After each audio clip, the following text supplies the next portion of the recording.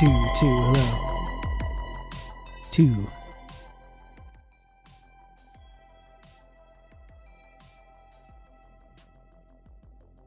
Two, check. Is anyone there? Is anyone with me?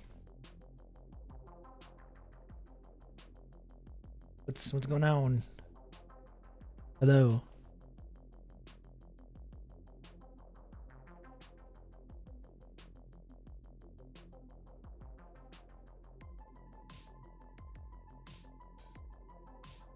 How's it going, friends? Hello. What's up? Moss World, what is that? Emote. Oh my.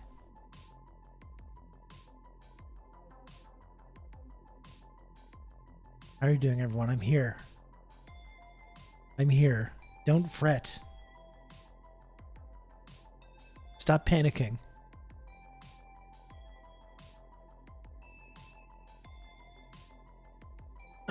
You can admit if you were panicking.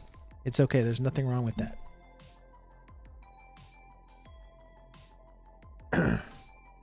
There's nothing wrong with that. If you were panicking and if you were upset and you were crying, whatever it is, it's okay. You know? I get it.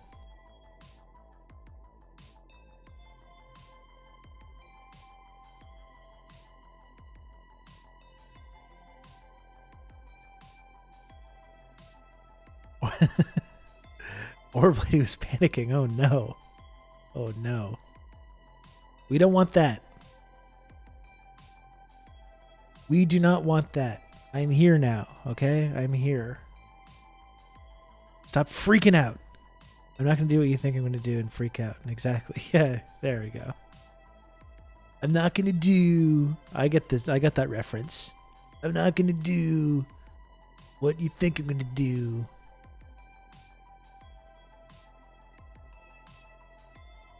Oh, I see. No, I was asking about Moss World's emote. Moss World has some kind of like swinging butt emote there. I was wondering what that is. The only people who should be panicking are Raptors fans. Things are not looking too good. No. It's been a roller coaster of good and bad vibes this season so far. I didn't even actually watch the game last night. I was watching Twister. And I, you know what? I don't regret that decision. I don't regret that decision at all. Instead of watching the Toronto Raptors lose, I think they're fourth straight to the Knicks, I watched Twister, 1996's Twister with Bill Paxton and Helen Hunt. And really a who's who in the cast of Twister. So many good character actors. There's the ragtag storm chasing crew. You got Philip Seymour Hoffman in there. You got Alan Ruck. You got, I already forgot his name. The guy, he was on Lost. He was Daniel Faraday on Lost. It's very solid, honestly. I think I remember seeing that in the theater in 1996, Twister. Good special effects. The special effects have held up. I love Carrie Elwes leading the corporate sponsored storm chasing crew. I like that. The slick corporate sponsored storm chasers. They're not in it for the science, okay? They're not in it for the love of the game. They just want the money. They want the big sponsorships. They want the big TV spots. I like that a lot. Listen, one who reads. I'm sorry. I started at 1. Okay, that's technically counts as being on time. And I was out for I went for a walk, okay? I was on a walk. I was being healthy. I was doing something healthy. I was doing something physically active. 90s movies are undefeated except Waterworld. Honestly, I love Waterworld. In fact, I was having a conversation last night about Waterworld where apparently there's some kind of segment of the Mad Max fandom that views Waterworld as being part of the Mad Max universe. I don't think that's ever been officially canonically established, as far as I'm aware. I like Waterworld, and is it a good movie? I don't know, but it is it's great to look at. really good effects. It was the most expensive movie ever made at that time. You got Kevin Costner as a pee drinking man fish. I mean, what's not to like about that?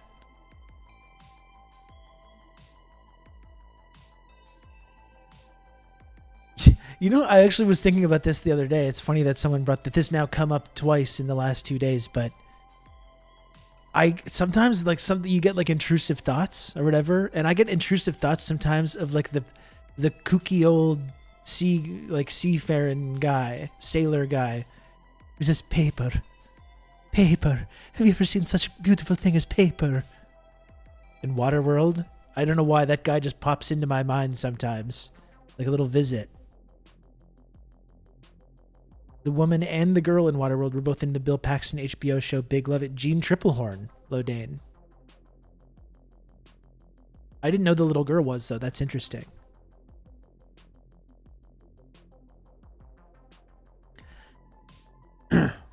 See how I pivoted away from talking about the Raptors season to talking about Waterworld? I don't even want to talk about it. I don't even want to talk about what's going on. It's just depressing.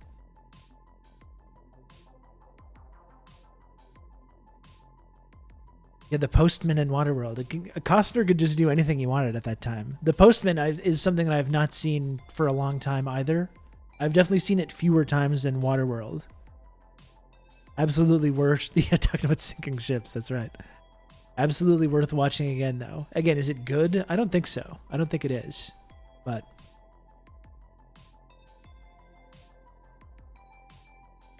I get that, but with the guy that sees the explosion is about to kill him and says, "Oh, thank God!" Oh, is that the little guy, like the skinny old man in the oil tanker, just down in the dark little oil dungeon? Yeah, I remember that guy. Can confirm the Postman is not good. Like the main thing I remember about the Postman is post-apocalyptic Tom Petty playing himself, and the climax of the movie, which is this like slow motion, like awkward wrestling match, basically in the dirt between Costner and the bad guy, who I think it's Will Patton. I think that's the actor that does that.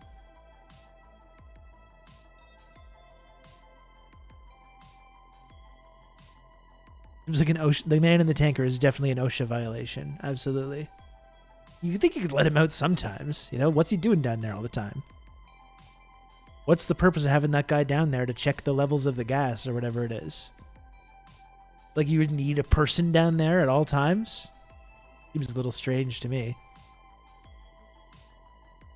Just a toiling away in the oil compartment. The oil tank.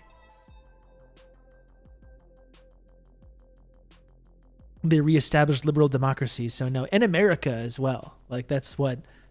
God, is there anything more cucked than that? It's the apocalypse. Like, America has fallen, finally. The great Satan has fallen, finally. And these nerds are out there trying to reestablish America. Like, just let it go. Do something different. You have a whole blank slate here. You got a whole blank slate. Make something different. America sucks anyways. You don't need to fix America. Just, like, do something else. The Postman is basically an insight into what would happen in these conservative grifter movies had real monetary backing. Yeah, if like the Daily Wire could make like a $150 million apocalyptic blockbuster. I feel the same way about The Stand, you know? I think I've talked about this before, but like I love the first 300 or so pages of The Stand. It's so great. And there's stuff to like about the rest of it, but it always bugged me so much. Like they establish the Denver Free Zone, and they're having their first like community meeting in the Denver Free Zone, and they read the fucking Pledge of Allegiance, and it's like, are you guys serious? Like I'm just imagining you trudge all the way across like ruined America, post-apocalyptic America, hundreds of millions of corpses just lying around. Risking life and limb, risking the bands of raiders and scary shit that's going on. To make your way, you've been following the radio signals from the Denver Free Zone. And you finally make it. You get all the way across the country, this perilous journey to the Denver Free Zone. And you show up to the town meeting and it's these nerds, they make you read the Pledge of Allegiance to the United States. And it's like, Are you guys fucking kidding me? Are you serious? Are you serious about this? Am I being punked? Is Ashton Kutcher here in the Denver Free Zone? Are you punking me? That would be so frustrating.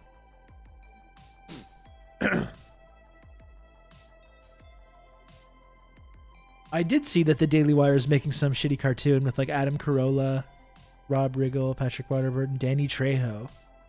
There was a couple people in there that I didn't want to let go of, though. Pledge allegiance to this. I mean, it's even suggested in the book that it's like an American lab leak. They're creating chemical weapons. They create this lab leak happens that just kills hundreds of millions of people around the world. And these people are still like, no, we got to reestablish the U.S. now. We got to reestablish the U.S. Like, what the hell? I think Danny's just cashing the check. Yeah, I get it. You know, it's hard being got to be a working actor. I feel it's true. Some checks aren't worth cashing. I'm sure Danny's doing okay, at least. Like, he's been in a lot of stuff. You know, does he really, like, surely there's other projects out there for Danny Trejo to be doing. This Pledge of Allegiance thing sounds like a cult, if you ask me. And thankfully, we're really against kind of stuff like that here. So I don't like it.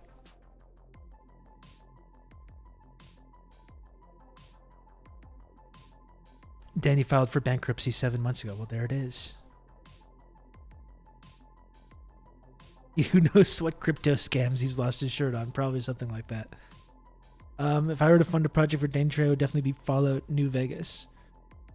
I never played the Fallout games. I think I've talked about it a couple times. That new Fallout TV series does look kind of good, though, doesn't it? Are there any Fallout heads in the chat? Like, if you are, what did you think about the trailer?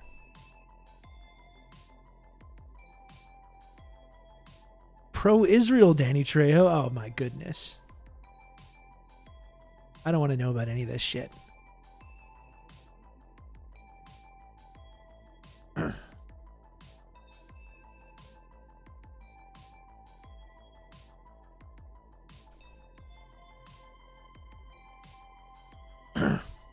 I just remember when he's the knife-throwing assassin in Desperado, which is a fucking great movie. That's one of my favorite movies. Talking about 90s movies, coming full circle here. Desperado is really up there for me. He's the knife-wielding assassin in Desperado.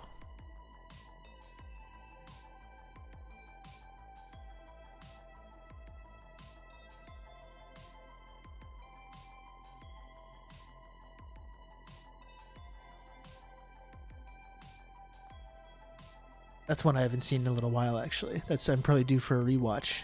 Due for a Desperado rewatch.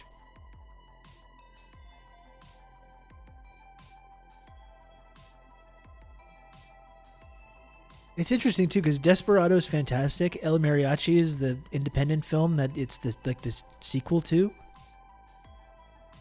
But they did the third film. They did Once Upon a Time in Mexico, which is the sequel to Desperado, and Johnny Depp's in it. And like when I saw it in the theater, I was so excited because I love Desperado so much, and it's really not very good. You say you want to rewatch Desperado, that makes me want to rewatch From Dusk Till Dawn. That's another one I haven't watched in a long time as well, Lodane. I fucking loved From Dusk Till Dawn as well. And not only partially because of Salma Hayek, but not exclusively. Partially, yes, I can cop to that. Not exclusively. Are you a Mexican or a Mexicant? That's the only thing that I remember from that movie is that line. El Mariachi's also fun, but only had like a $7,000 budget. Yeah, it was financed by like Robert Rodriguez like selling his blood plasma or something.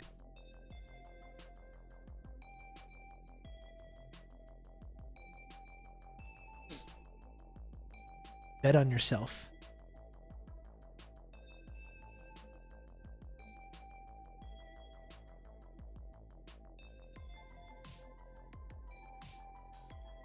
And the actor, like the protagonist from El Mariachi, does show up in Desperado. Like in Desperado, he calls in his two buddies that they both bring their like guitar case, their gun guitar cases to the big showdown, and one of the buddies that shows up is the protagonist from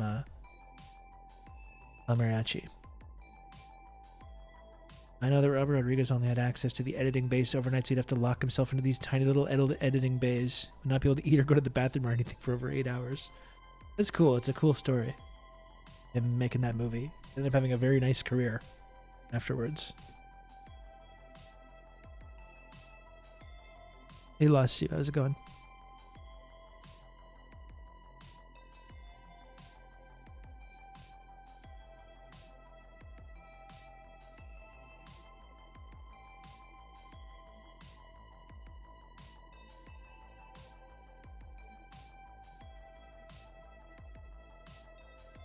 Now I'm trying to remember if Desperado came up the other day. I remember talking about that. We're talking about Steve Buscemi. Not his face, his eyes. When he tells that big story at the beginning to hype him up. I also really like Quentin Tarantino's cameo in Desperado. I don't know if I'm in the minority. I've always enjoyed his acting. I like when he shows up in movies. Maybe that's just because I'm a bit of a fanboy, but like I've always kind of enjoyed his appearances.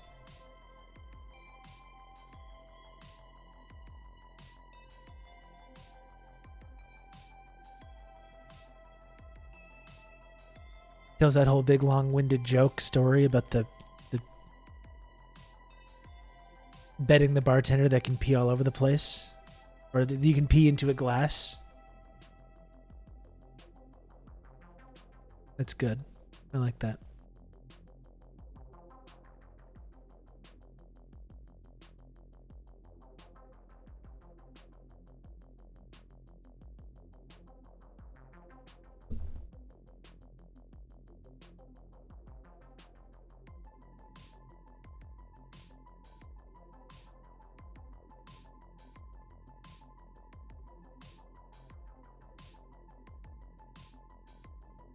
He was gonna play Pai Mei in Kill Bill. Would have been interesting. Yeah, that I'm not so sure I would have enjoyed that much.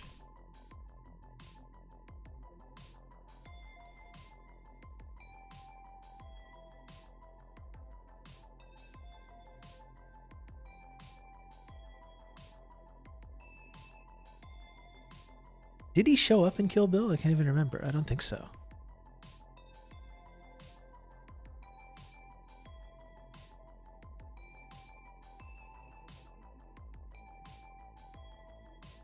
I just had another weird flashback because I think I've talked about one time. Like I became, must have been like 2005 or so. I got really, really sick one night. I ended up having to go to the hospital, and I couldn't stop throwing up for like an entire night. And I remember my girlfriend at the time had been watching Kill Bill that night, and I was just like miserable the whole night, just throwing up constantly until I was so dehydrated I had to go to the hospital. And the song from the beginning of Kill Bill was just playing in my head the entire time, over and over and over and over and over again. I'll always associate it with that. My baby shut me down. I'm just playing in my head over and over. According to Google, Tarantino is one of the crazy 88. Okay, there we go. Showed up in there.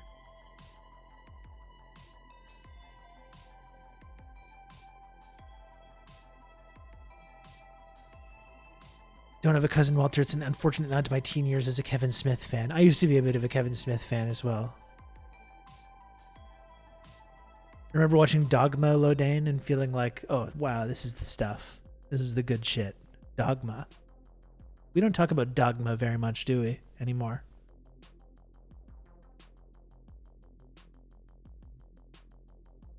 Yeah, it did have an amazing cast. He was really like could do anything. Kevin Smith for a little while. Is he even like, because for a while he had the whole like Smodcast like network, and he had a whole like second life to his career doing that. Is he still doing that stuff? Like does he still have like a big audience?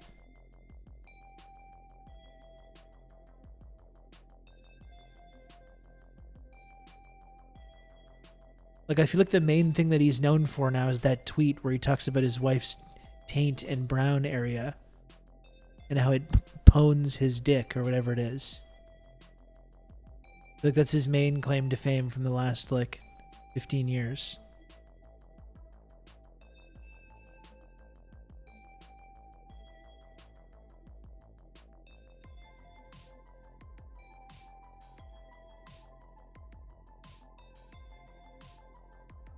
He just did Clerks 3 like pretty recently, but I don't know if anyone saw that.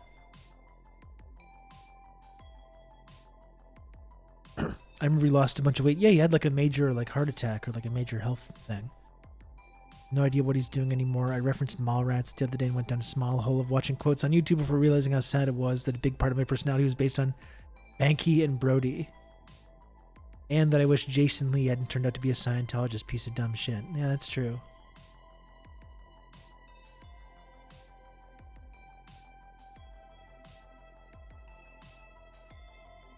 Jason Lee. It's the thing about being a multimillionaire. You don't have to do anything if you don't want to. That would be nice. Wouldn't that be nice? I'm jealous. I would love to do that. I would love to just chill today, actually.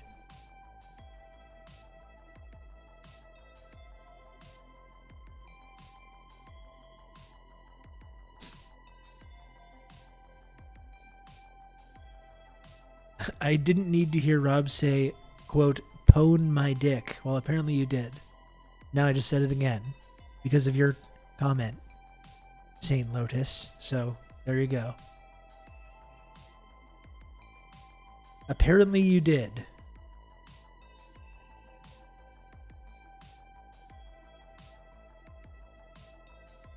Kijiji Genie needed to hear it twice. Okay, good. That's good.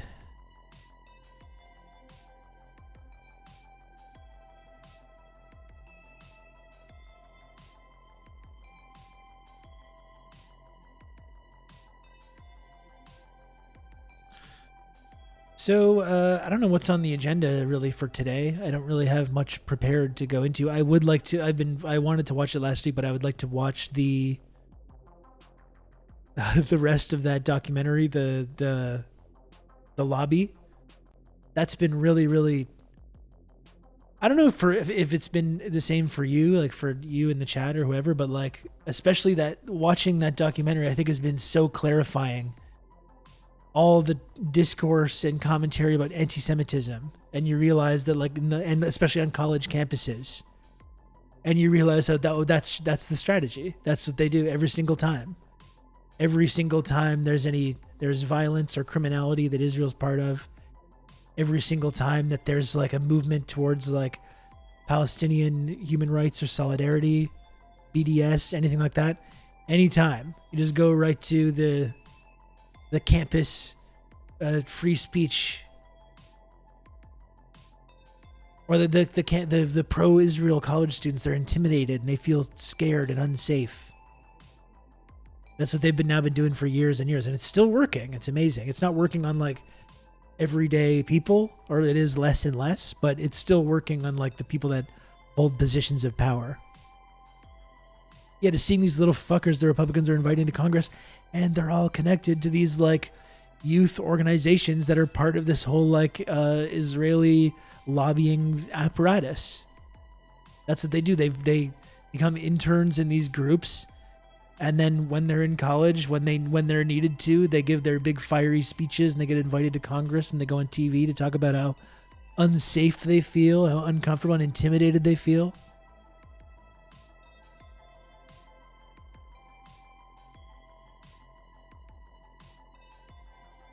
The second stream in a row with Rob's dick mentioned. Huh. I don't even recall.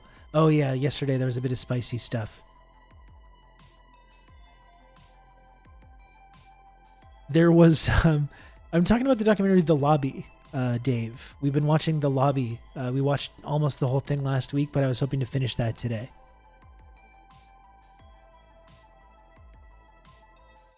Keep it spicy. Like we've been seeing some people having like Twitch viewer streaks or whatever. We can have a dick streak as well. That sounded really weird saying that. Is it on YouTube? Yes, it is. Yeah. They invited that deranged Columbia prof on 60 Minutes. I know. No, we don't want that. We don't want that, Marina. I agree.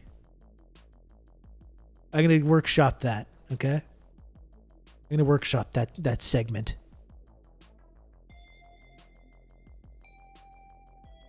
I did enjoy how on Twitter that guy said to call the FBI because of you. I was like, dude, he's Canadian. What are they calling the FBI over? Like posts? Why would they even, like, what did I even do that's worthy of that, even if I was American? Those people are so strange.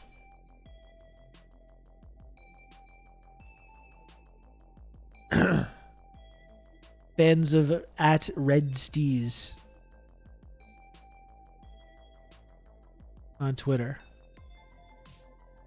Yeah, they invited the Columbia prof on 60 Minutes. Yeah, no, it's absurd. Like, it's absurd to hear the things that he has to say. I mean, he made that big analogy about, like, lynching black people.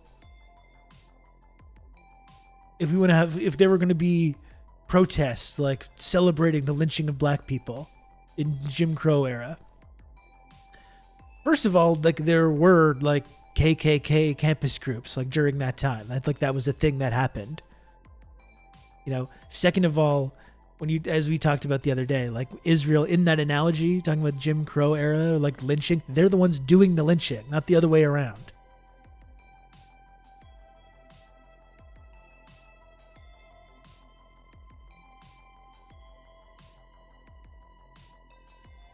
And of course, we still got to, keep inviting that guy on there. Keep bringing this guy on TV. It's important.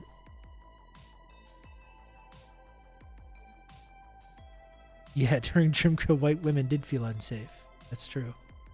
That's why the lynchings were fucking happening in the first place.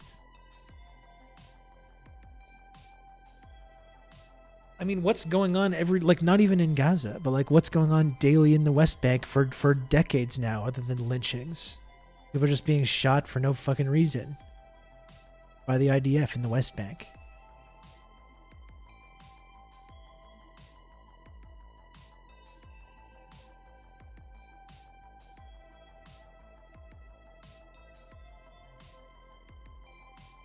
Yeah, I'm just tired of hearing from these people.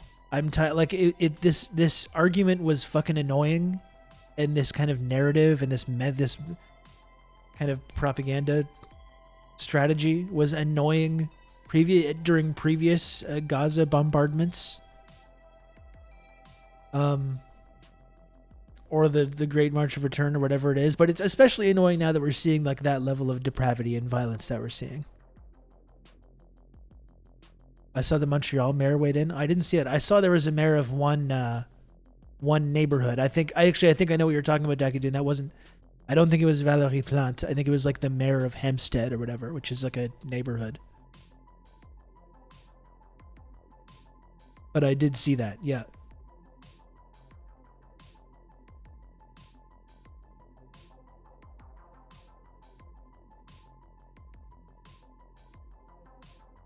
Yeah, nets set up in a near prison state to counter literal trash from settlers being thrown on people. But that's because of Hamas, though. So, what? I'm hearing that there's no Hamas there. Well. Oh, well. The Dan Triangle. I gotta say, Dan Simpson's already been banned a little bit for like a short time from Twitch. I'm a little worried about Dan on Twitter. I think Dan's going a little hard on Twitter. And I get it. I get the reasons why. I feel like Dan is gonna get got if he's not careful.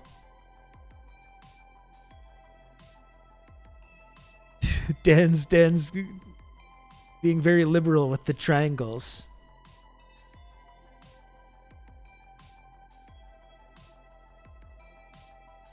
Calgary mayor says she wouldn't attend a Hanukkah event because it was about supporting Israel and Jewish power. Yeah, and there was this big faux outrage cycle. Oh, you don't want to stand with the Jewish community?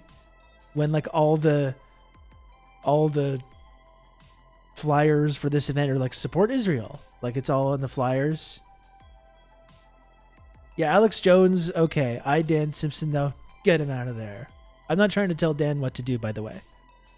You know, I get it.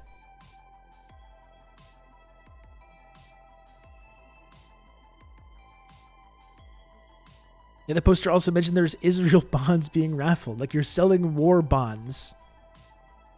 Why won't you come stand with the Jewish community? Ridiculous.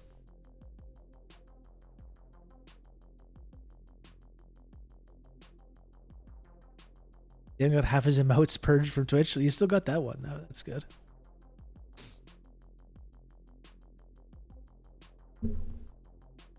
Everything about the discourse over the last couple of weeks has just been so stupid and frustrating. Seriously.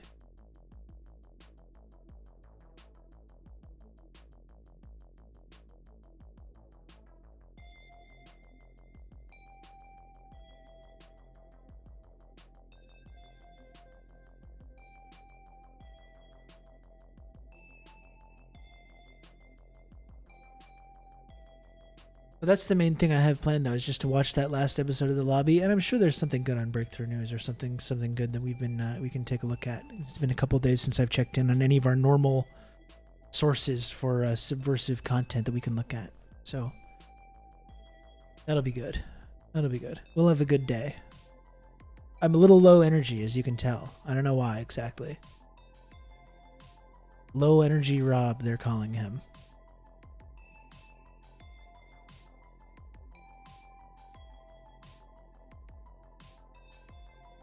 Hopefully they don't purge our emotes. They were deleted because they were political. Yeah, I don't know what's going on. Honestly, I've been expecting that to happen for like months, and it just hasn't happened.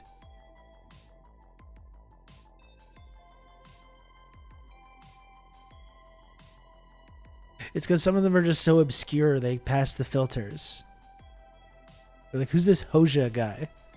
Is that political? We don't know. Again, this is the only Twitch channel that has an Enver's Hoja emote. The only one. Do you know how many Twitch channels there are? Millions. Millions of them. I think Dan got mass reported from people that found his Twitch through Twitter. Well, that's the thing, Dakadoon. Like, my tweets about this have been pretty spicy lately. I mean, they've been factual, you know, not deliberately, maybe a little bit deliberately provocative. So I know that like I've had a lot of eyeballs on the kind of things that I've been saying lately. So I'm genuinely surprised that it hasn't come back to haunt me more. I don't know. I'm like knocking on wood. I don't have any wood. Knock on wood later, I guess, but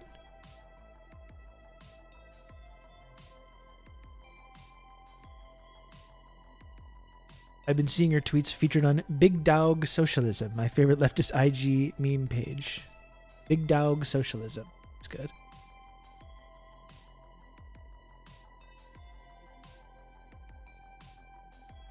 Yeah, not going to worry about it too much. It's good. Are you controlled opposition? I don't think so. If I am, no one has told me about it. I'll tell you that.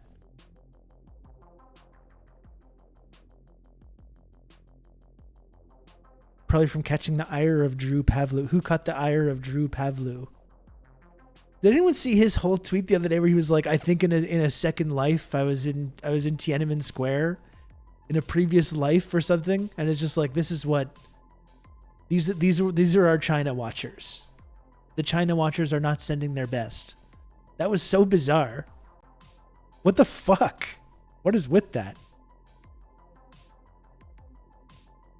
I'm so sorry you got cursed with the most dumbest, most bloodthirsty right-wingers brigading you on Twitter. But the thing is, I don't see it, Diego. Like, I really don't. Like, I really don't mind. Like, it's kind of annoying. It got a little bit annoying the other night when Stephen Miller just was... Because once I poked the hornet's nest, because I was just in that kind of a feisty mood. And then he tweeted about me like fucking 20 times in a row. Then I had all kinds of freaks. But I don't see it. I don't read it. I was reincarnated from the soul of a member of Franco's army. That's badass. That's cool as hell.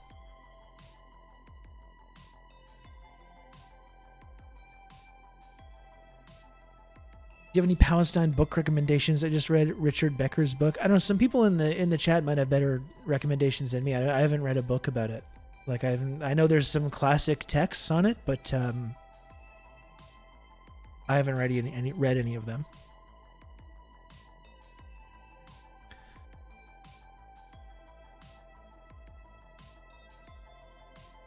Okay, yes. So I was rigging carnivore solar from a member of Franco's army. Sorry, correction. That's not cool. That's bad. We don't want that. That's not good. I kind of read that wrong. I was thinking like the Republicans, the resistance. And I was like, no, we don't want that.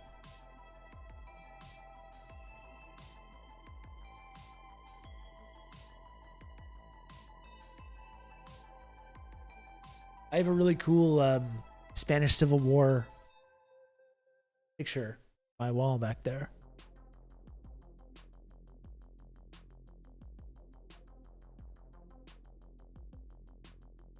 Not beating those controlled opposition accusations. Listen, if I was controlled opposition, I would tell you.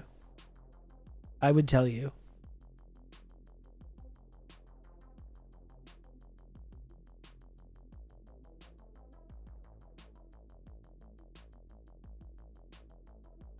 Okay? I'm uncontrolled opposition. Okay? I'm dangerous. A dangerous radical over here. I managed to keep away the censors and the free speech brigades with my calm and chill demeanor.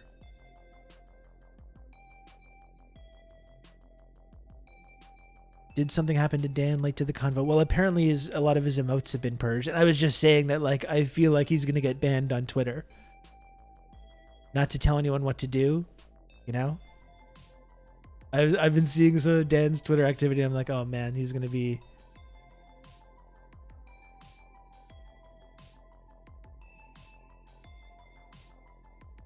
He's in trouble here. I'm a loner, Dottie. A rebel.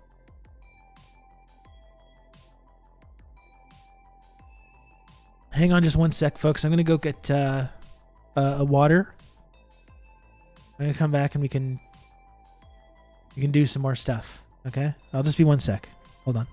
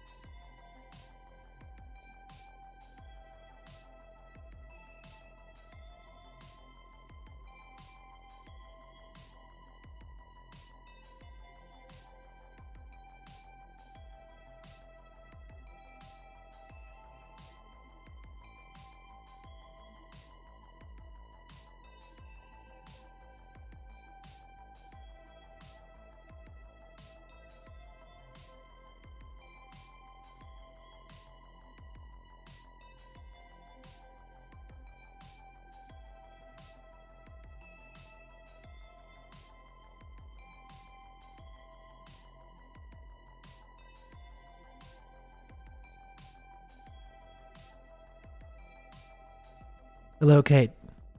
Hello. I didn't just leave as soon as you got there. Okay, that was a coincidence. It was a total coincidence.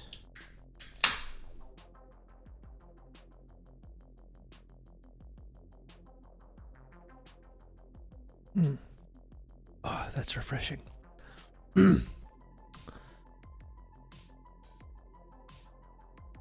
I'm actually going to like a Palestine zine sticker button making community thing tonight. Actually, that should be fun.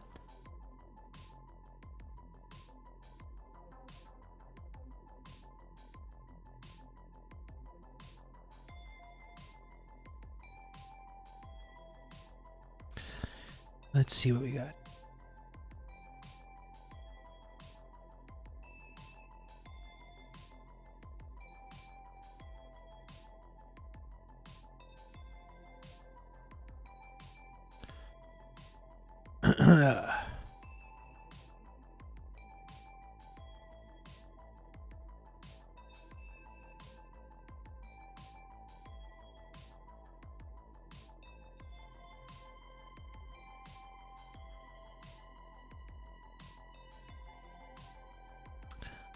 think we should do the lobby.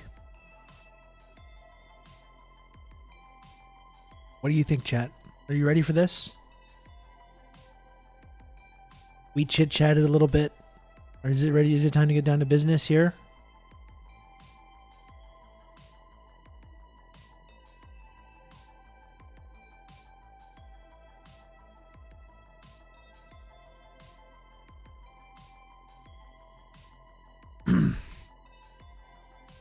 Hello, Lenin's Limit. If someone wants to just get me on the board as well, I should mention, if you want to subscribe to this channel, that's one thing that you can do that really helps me out, and it helps keep this show on the air. And it supports the community and supports the work that I do on here. And because like psychologically, you see that 0 looking at you for a while, and then it starts to become like a thing. You know what I mean? Is there a generous, kind soul that can just help get that ball rolling here before we get going, before we start watching this?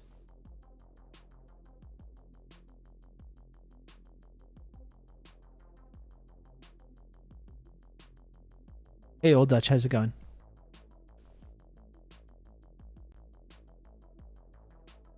Is there a kind and generous soul? Use the computer to mark up the size of the account.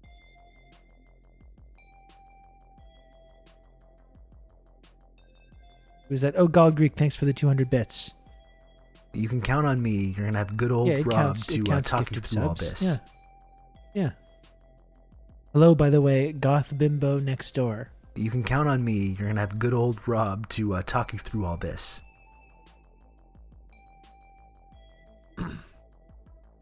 You can count on me. You're gonna have good old Rob to talk you through all this. And thank you, Plunger Man, for the gifted sub. Thank you, Diego, for the gifted sub. And thank you, Joe. Thank you. People came through. People came through to support me in those moments. I appreciate it. We simply use the computer to mark up the size of the account. Thank you, Gald Greek, as well, for another 100 bits. Have you watched Tantura on stream yet? No, I don't know what that is. Should I know what that is?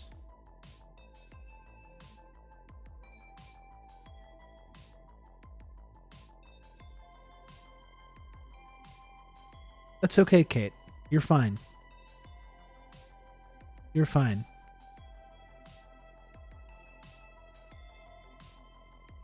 What? I don't know what Tantura is.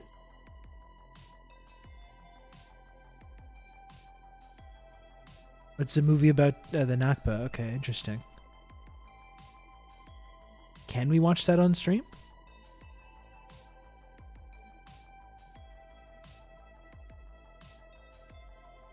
That would probably be really good.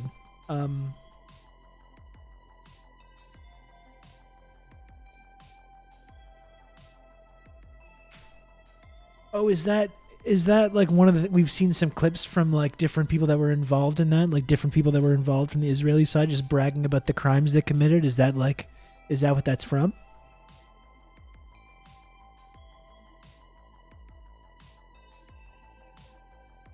Oh, okay. I see.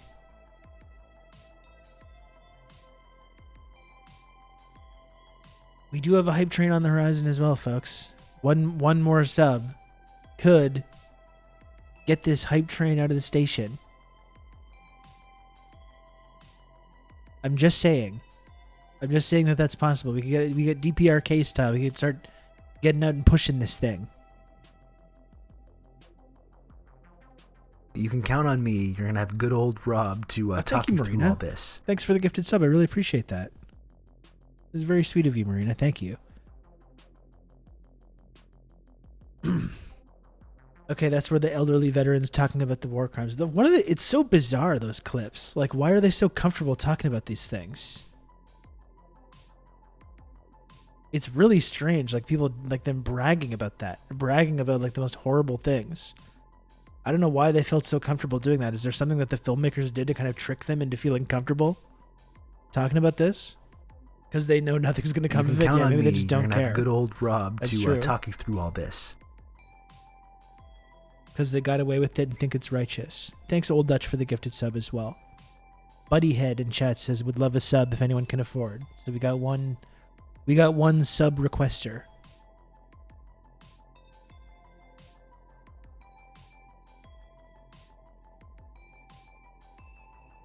You can count on me. You're gonna have good old Rob to talk you through all this. Oh, and thank you very much. Very first gifted sub in the channel from our friend Goth Bimbo Next Door. Thank you, Goth Bimbo Next Door. I think I just like saying that. I just like saying that whole username. One of our brand new valued community members. Valued community member Goth Bimbo Next Door.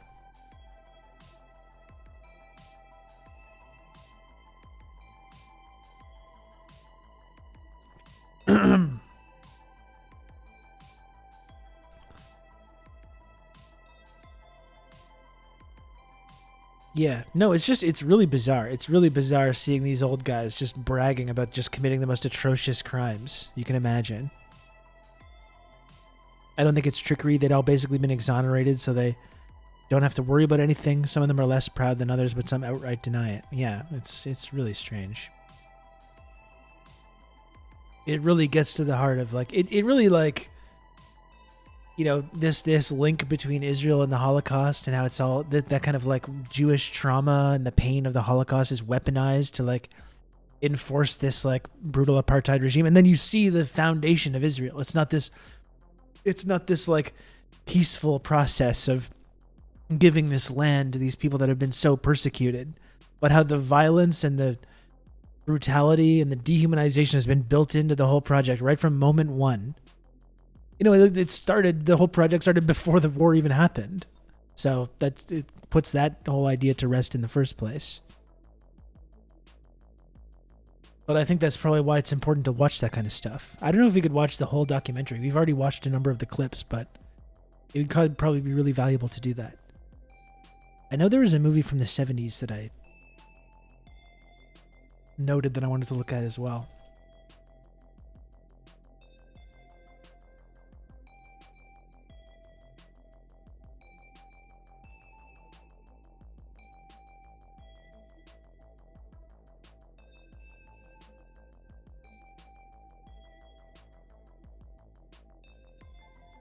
You know, and in the same way that this kind of like the pain of and trauma of the Holocaust is like used to justify the kind of violence that we're seeing as well. It's also Hamas, right? It's, you know, all the violence that we're seeing now, well, it's just because of Hamas. And if Hamas wasn't there, there wouldn't be violence. There wouldn't be apartheid. There wouldn't be bombing campaigns. There wouldn't be snipers shooting kids. But you realize as well, shit was going on long before Hamas ever existed. Which just like refutes the entire argument that like, oh, if you just want the war to stop, just Hamas should just give up. They should give back all the hostages, surrender, volunteer to go into Israeli prisons, and then the war will stop. If you know, that's one way that, you know, history is a weapon. When you actually take the time to learn some of that history, you realize that the same system has been in place long, long before Hamas ever existed. And if Hamas was gone tomorrow, there would be another group that would take their place as the extremist group that we must commit this kind of horrible violence in order to protect people.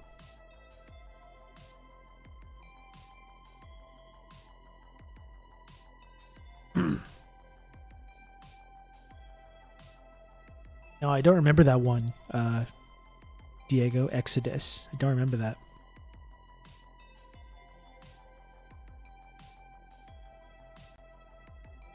Sounds horrible, though.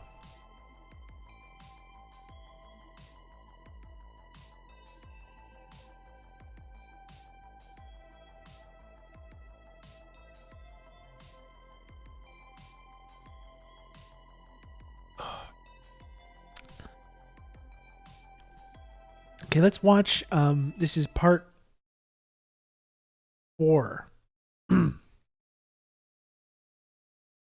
This is part 4 of the Lobby, the documentary. Again, this is a Al Jazeera documentary where they exposed a lot of the inner workings of the way the Israel lobby works. It's funny because like that whole like that stupid beef that I was going on with Stephen Miller the other day. And he kept posting that screenshot of when I called Dan Crenshaw an eyeless fuck. And so, chat, settle this for me, right? People have been making fun of me now of this for like over 5 years because I called Dan Crenshaw an eyeless fuck. And listen, I don't know.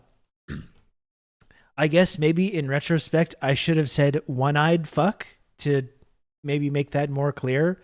To me, though, if you've lost one eye, it doesn't mean eyeless, doesn't mean you have no eyes. You know, if you lost one eye, you're eyeless, right? I don't know.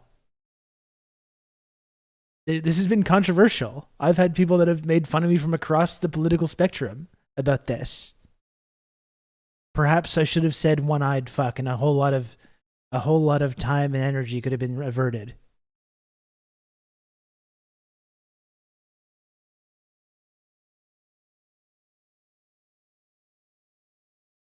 Like, what if you're missing one finger? What if you're missing one finger?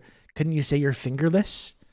It doesn't mean you don't have any fingers at all, you know?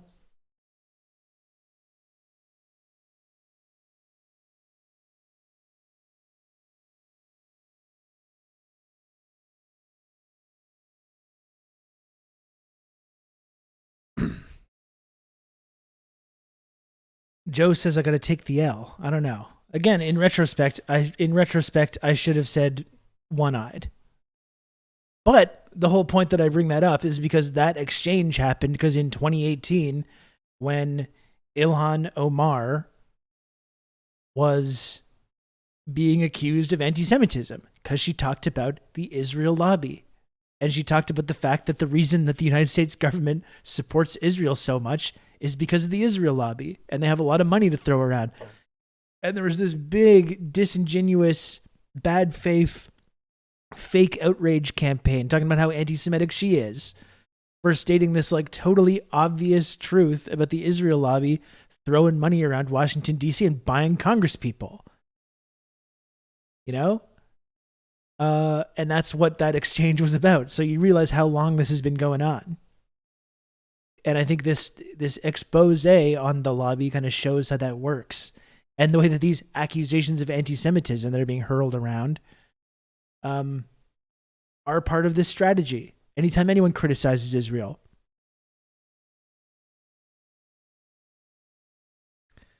It's just tone policing over an eyeless fucking racist. Yeah, there's part of that. I think people were just saying that I couldn't, like people suggesting that I thought he had no eyes at all, which I know is not true. You know?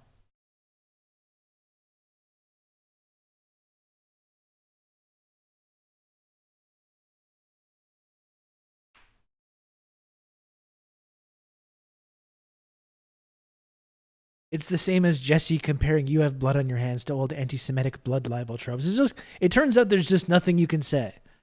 There's just nothing at all you can say about Israel. You can you can get rid of all the bad slogans and they're going to find something else. That unfortunate tropes when you criticize, because you're against apartheid, because you're against mass murder campaigns of children, because you're against ethnic cleansing, because you're against settler colonialism. There's no words that you can use to describe your opposition to these kinds of systems that aren't going to be like, ooh, that's a very unfortunate trope. It was so funny. I saw that clip from Cenk Uygur. Went on this big, like, passionate rant about Israel the other day, and I was like, damn, Cenk is, like, pretty good here. You kind of got to hand it to him on this one. And then last night, he's doing the same thing. He's concerned trolling about slogans. It's saying, can we retire the dumb slogan? Yeah, you're going to get rid of the slogan, and then they're going to be like, okay, now you can criticize Israel. Now it's okay. Now it's okay to do that. Now it's okay, actually, on university campuses to have pro-Palestine rallies. Now that you're not doing the bad sayings and the bad phrases, it's totally fine. It's like, no. It's never going to be fine, you know? It is never going to be fine.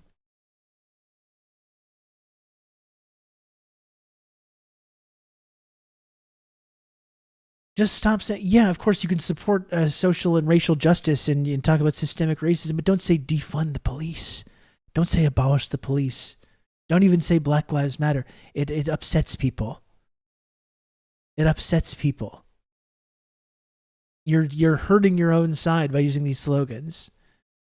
As long as you're advocating for like social justice or racial justice or police accountability, you're not allowed to do that. They're not going to like it.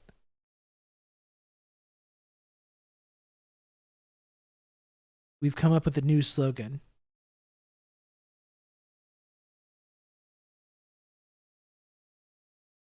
Good. I'm glad.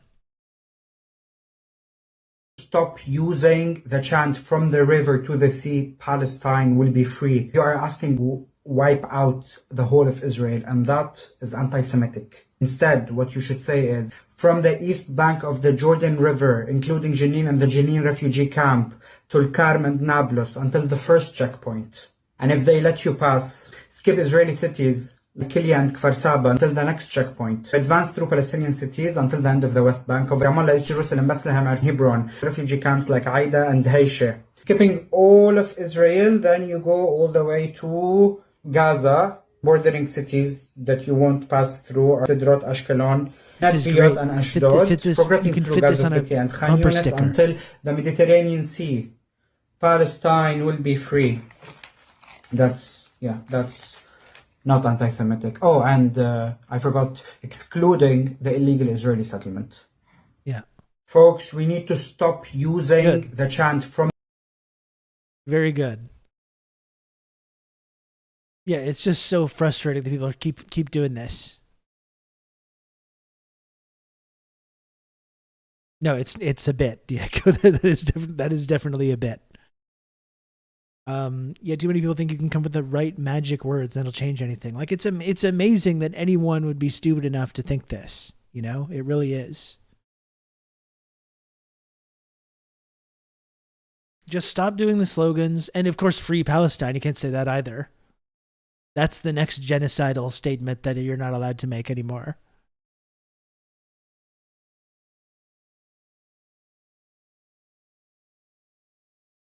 It's so stupid.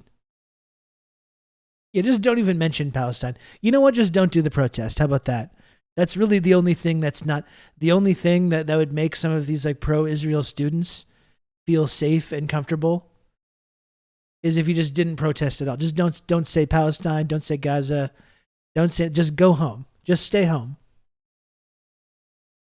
Just stay home. And don't type it either. Just shut up. Just don't talk about it.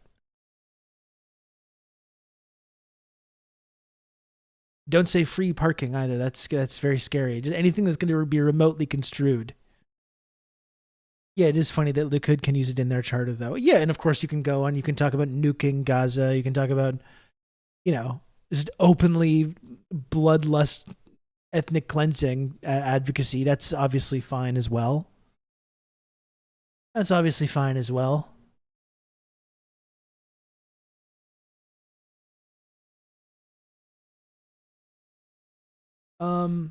Okay, here's the lobby, episode 4. This whole thing has been really dark and very illuminating to look at, and especially like in light of everything that's happened over the last 2 months. Like this is from 5 years ago, but you see all the same strategies at play. It's the same playbook every single time, and that's why I think we have to learn to just reject it. Just completely reject this whole playbook. And stop giving into the framing that these people are offering up. Here it is.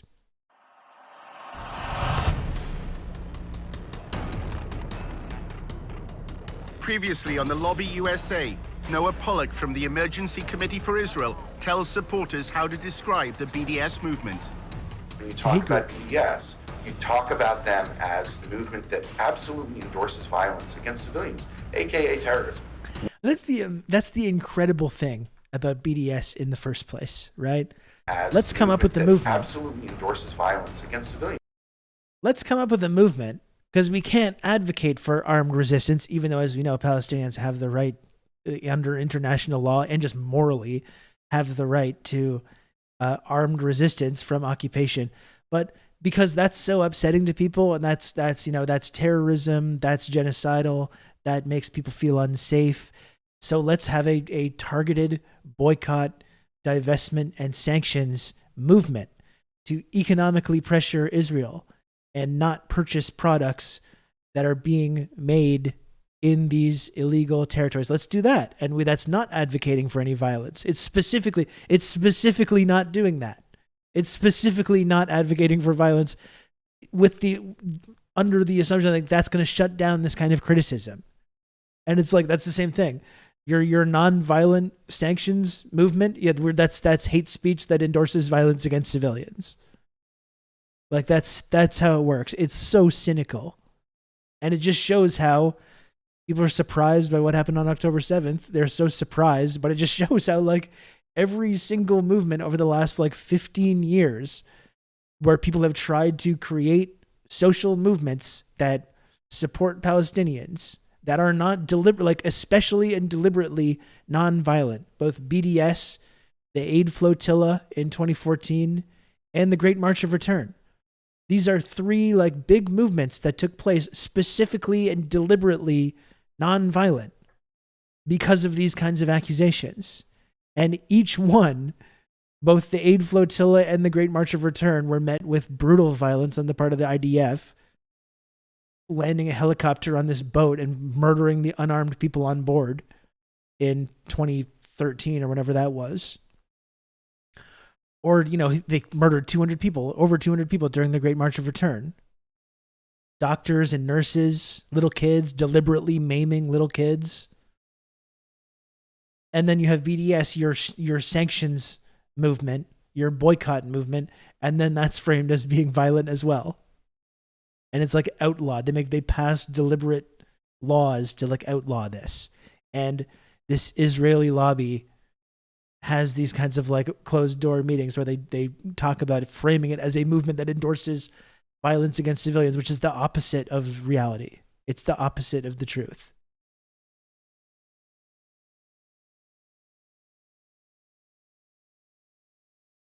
Netanyahu investigating Israel's war crimes is pure anti-Semitism. Like, it's just, how much more absurd does this need to get? And it's sad, as we talked about a number of times. We live in a society where there's neo-Nazis still. There is pervasive anti-Semitism, especially among some of these like evangelical Zionists who literally, they are Zionists because they want Jews to leave their community. But this whole concept of anti-Semitism now has just become completely meaningless. Like, that's the sad reality now when it's being used in this way. When the ICC investigates Israel for fake war crimes, this is pure anti-Semitism. Like,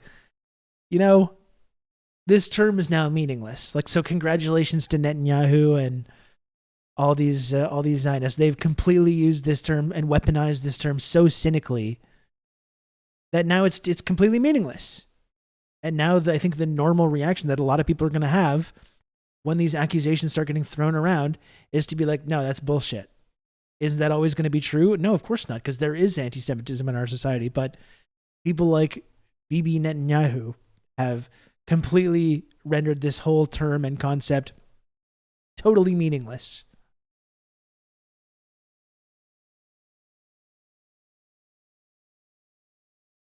Yeah, we don't even need neo-Nazis in Canada. We got the OGs.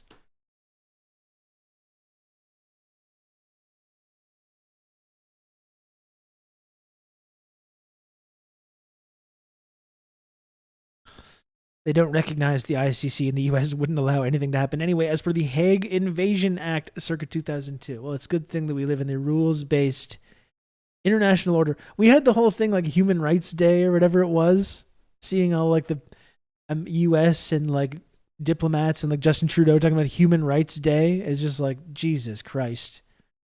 Did you talk about what Biden said yesterday? I think I know what you're referring to. It's something that he said often, where he's like, if it wasn't for Israel, no Jews would be safe, that's Zionism, right? That's the whole idea of Zionism they've tried to spread, which is that to me is a completely deranged thing to say. Like, you're the president of the United States and you're saying to Jewish people in your country, you are not safe here. You are not safe in your community. you're not safe in your community unless we send billions of dollars to Israel so they can have their like apartheid ethno state that's founded on theft and exploitation and murder. Like that is a fucked up. Like if you said that about any other ethnic group, would be insane. Yeah, it's incredible that you think Jews aren't safe in the country you run unless Israel exists. Like if that's true, if that really is true, then like maybe you should do something about that other than allow Israel to do genocide. Like if Jews are so unsafe in our society, and sometimes there's truth to that. We've seen synagogue shootings and incidents like that. It's not, doesn't mean that it's like completely untrue, but like maybe you should focus on that. Maybe you should focus on protecting Jewish communities in your society, in the country where you're the boss, rather than like arming and funding this genocidal settler colony in the Middle East. No, and it's not Muslims carrying out those kinds of attacks. No, it is not. No, it is not.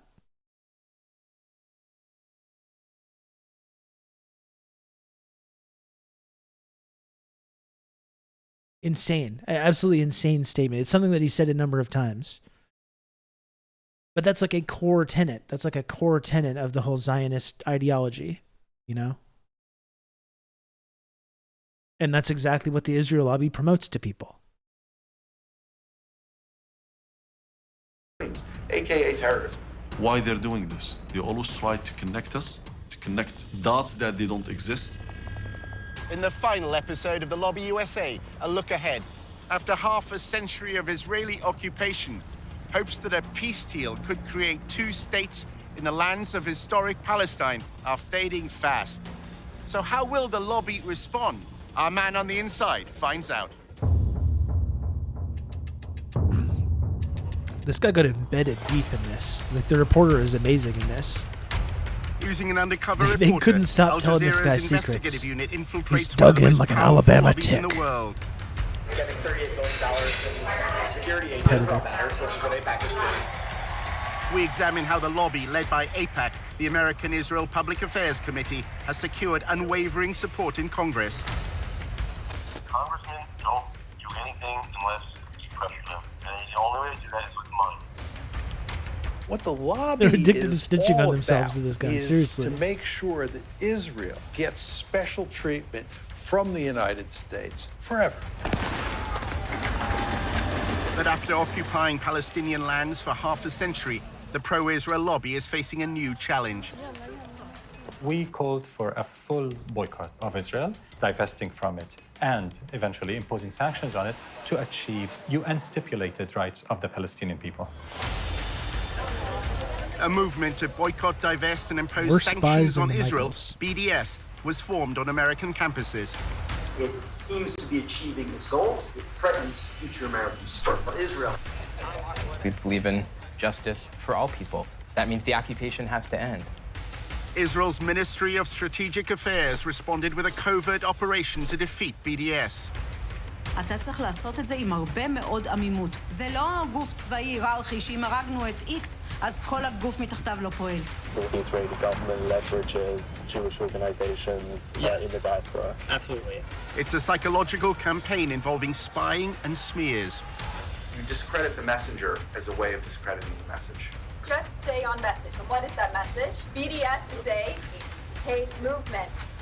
While our reporter monitored pro-Israel Discredit groups, the messenger. he was asked to go undercover for the lobby. You're going into enemy territory, not for everybody.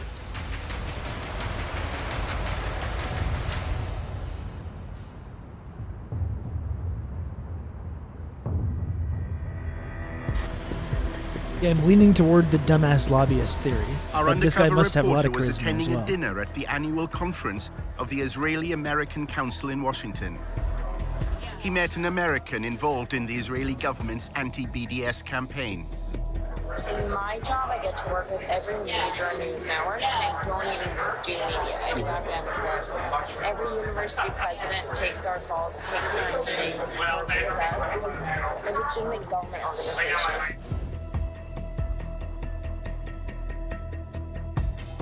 The discussion was dominated by the boycott, divestment, and sanctions movement.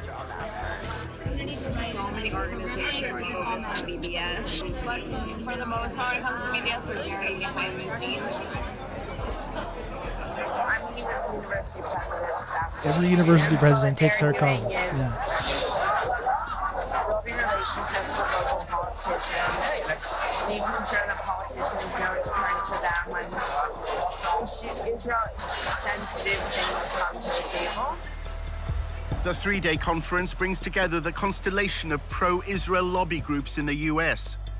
On the surface, things seem to be looking good for Israel. Israel's booming. It's the startup nation.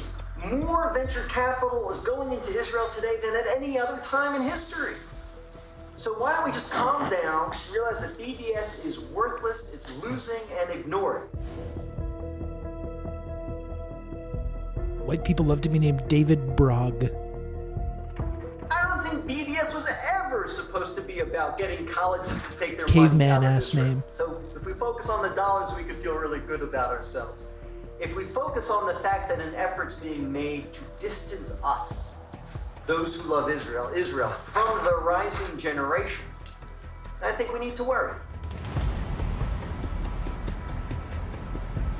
When you get to the millennials and the students, it's a bad situation.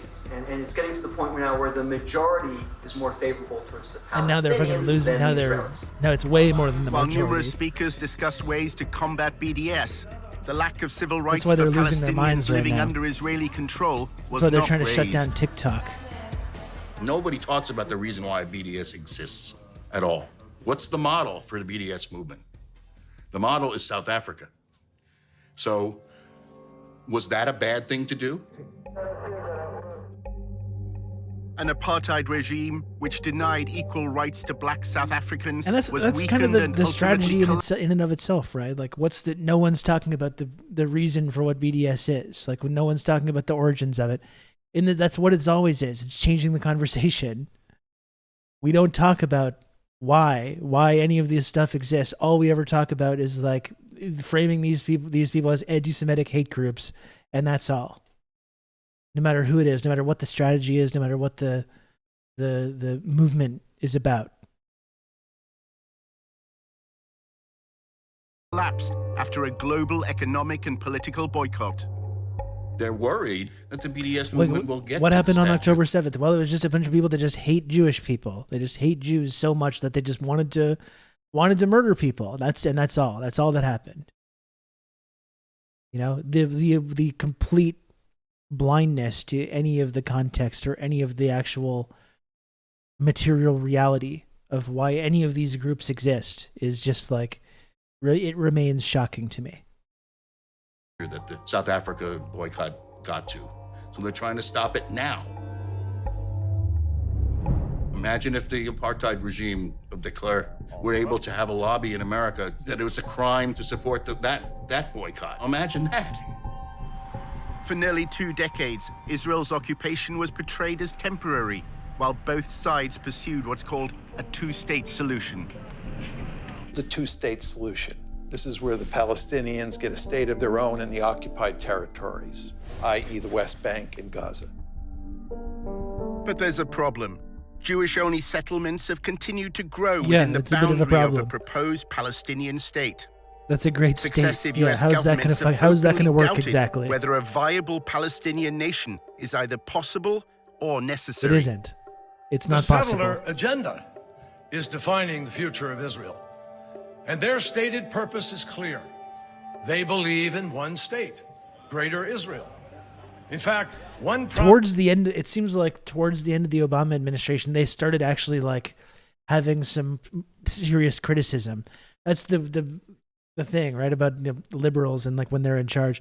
When at the end of when they're on the way out the door, then they have some criticism about these illegal occupations.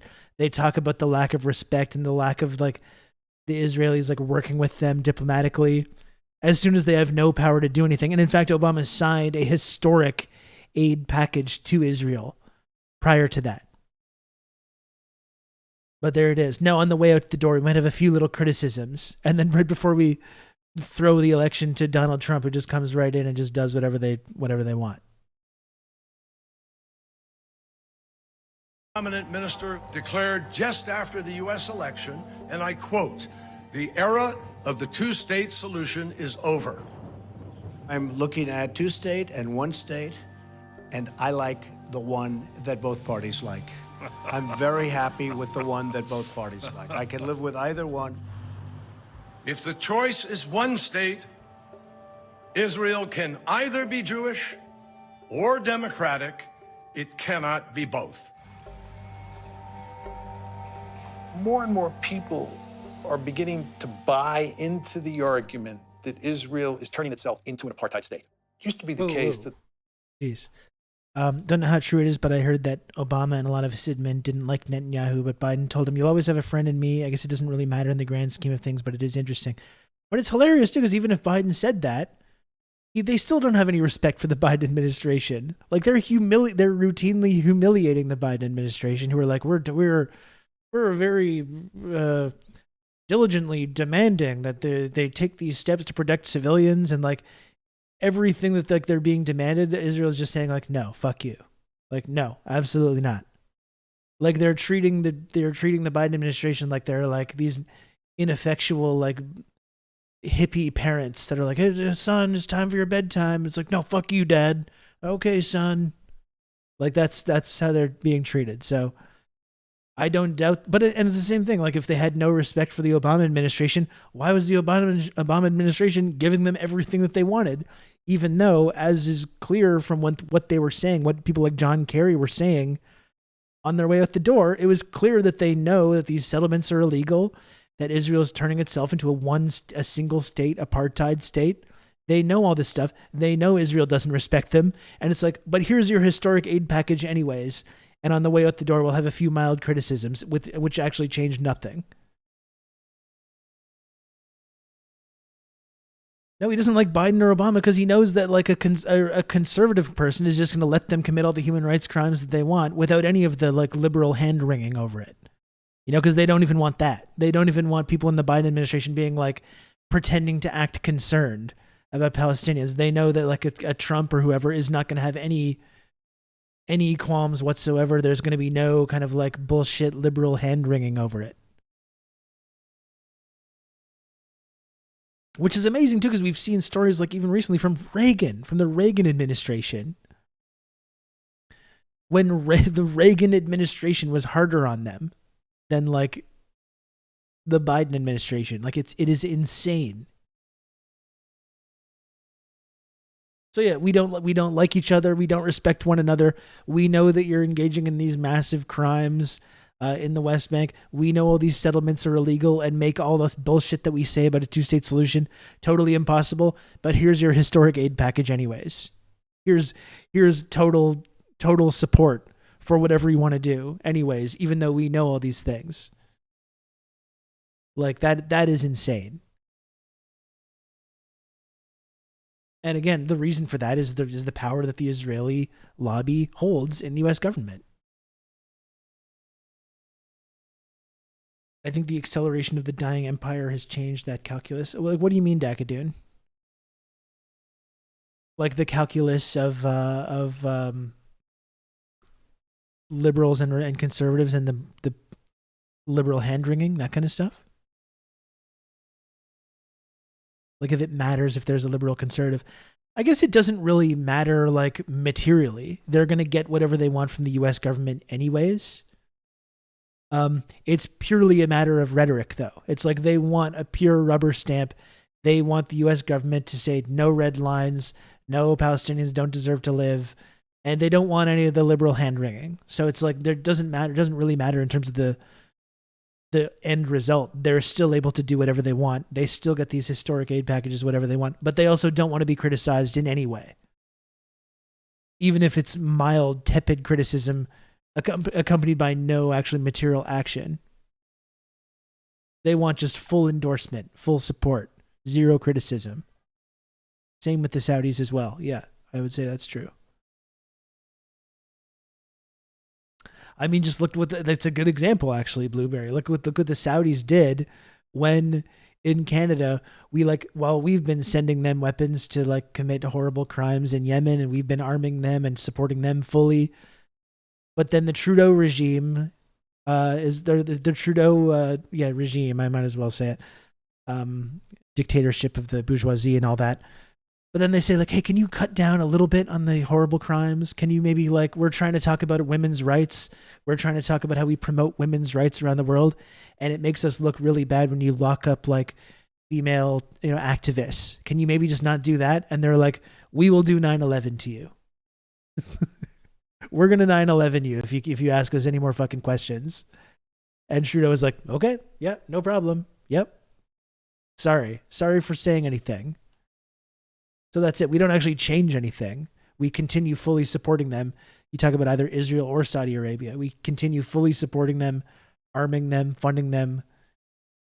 But we might have a few little mild complaints and criticisms, and they don't want any of that either.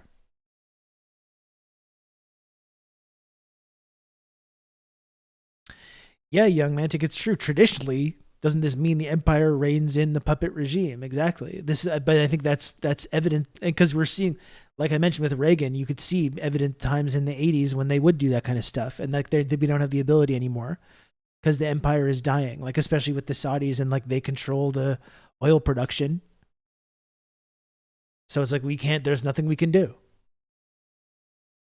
There's just nothing we can do to get them to rein it in.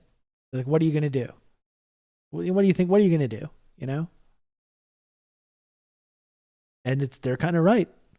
So I think that is evidence of the whole like declining empire thing. We no longer have the ability to rein in these puppet regimes to the same extent that we maybe once did. The word apartheid was never used with Israel. In order to discredit the apartheid label, the lobby has launched a campaign to try to co-opt black South Africans. Black South Africans who were apartheid activists, who were brought to Israel, saw the reality, came home angry at BDS. They felt lied to. They felt that someone had tried to steal their narrative. I'm sure that's true. Which of these South African activists are you talking about? This is an effective tool. Bringing these black South African former BDS activists now, and we Israel know what supporters happens to to like American black Ethiopian During Jews his when they go to volunteership, Israel and they get Tony discriminated learned that against. the Israel and Project has people been are developing incredibly a racist strategy towards them. called Stop Stealing My Apartheid. The plan is to feed articles written by black South Africans into the American media, claiming that BDS has distorted their history. If you're disgusted by segregation in this country, if you're disgusted by South African apartheid, then you should also be disgusted by Israeli apartheid. Another workshop was addressed by Israeli diplomats from consulates in the US. Black Lives Matter had attracted particular criticism after voicing support for the BDS movement. You remember the freak out over Linda Sarsour in the Women's March as well? It appears that Israel's diplomats may be trying to challenge Linda the apartheid Sarsour, label dangerous radical. by canvassing Linda support amongst Sarsour. African Americans. The major problem of Israel is with the young generation of the black community. Black Lives Matter. No, I know pathogens. starts It's absolutely there. insane.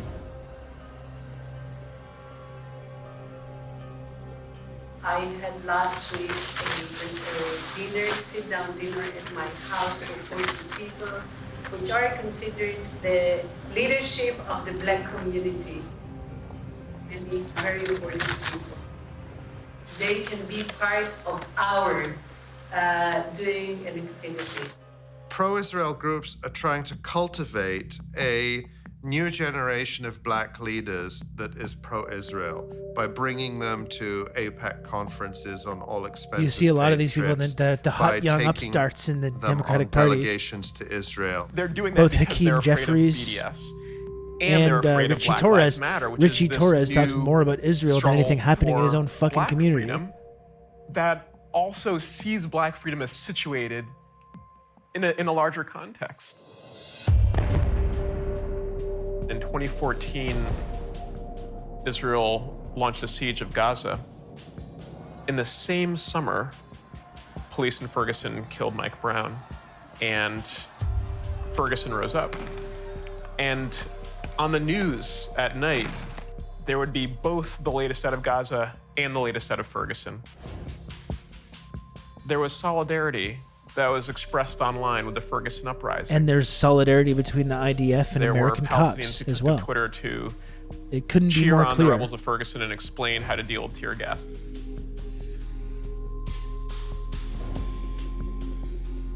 Israel's diplomats have responded by evoking the legacy of Martin Luther King, claiming that the campaign for Palestinian civil rights bears no resemblance to the civil rights movement in America. Dr. Clarence B. Jones, who wrote the draft speech for Martin Luther King, I Have a Dream. He was his lawyer, he was his close friend. He was somebody that I reached out to. He became a very close and personal friend.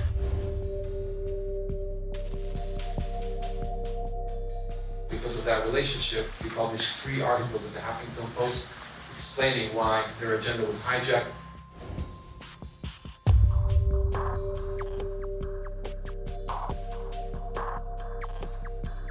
Martin Luther King will turn in his grave if he saw the anti-Israel tendencies or policies that are starting to emerge within Black Lives Matter. There's something on one hand laughable about it, And but you there's just look something at like also what really what MLK insidious Jr. was saying this. about Vietnam. You're If using you the think that like credibility he would be of a pro-Israel. freedom struggle to try to oppose another freedom struggle. And I think that that's appalling. Soon after Black Lives Matter declared support for BDS, a fundraiser at a New York nightclub was suddenly cancelled. The venue's management said it didn't approve of the movement's stance on Israel. Tony was told by his boss, Eric, that the Israel Project was behind the decision. I don't know if you saw, but this club, ditched a Black Lives Matter event.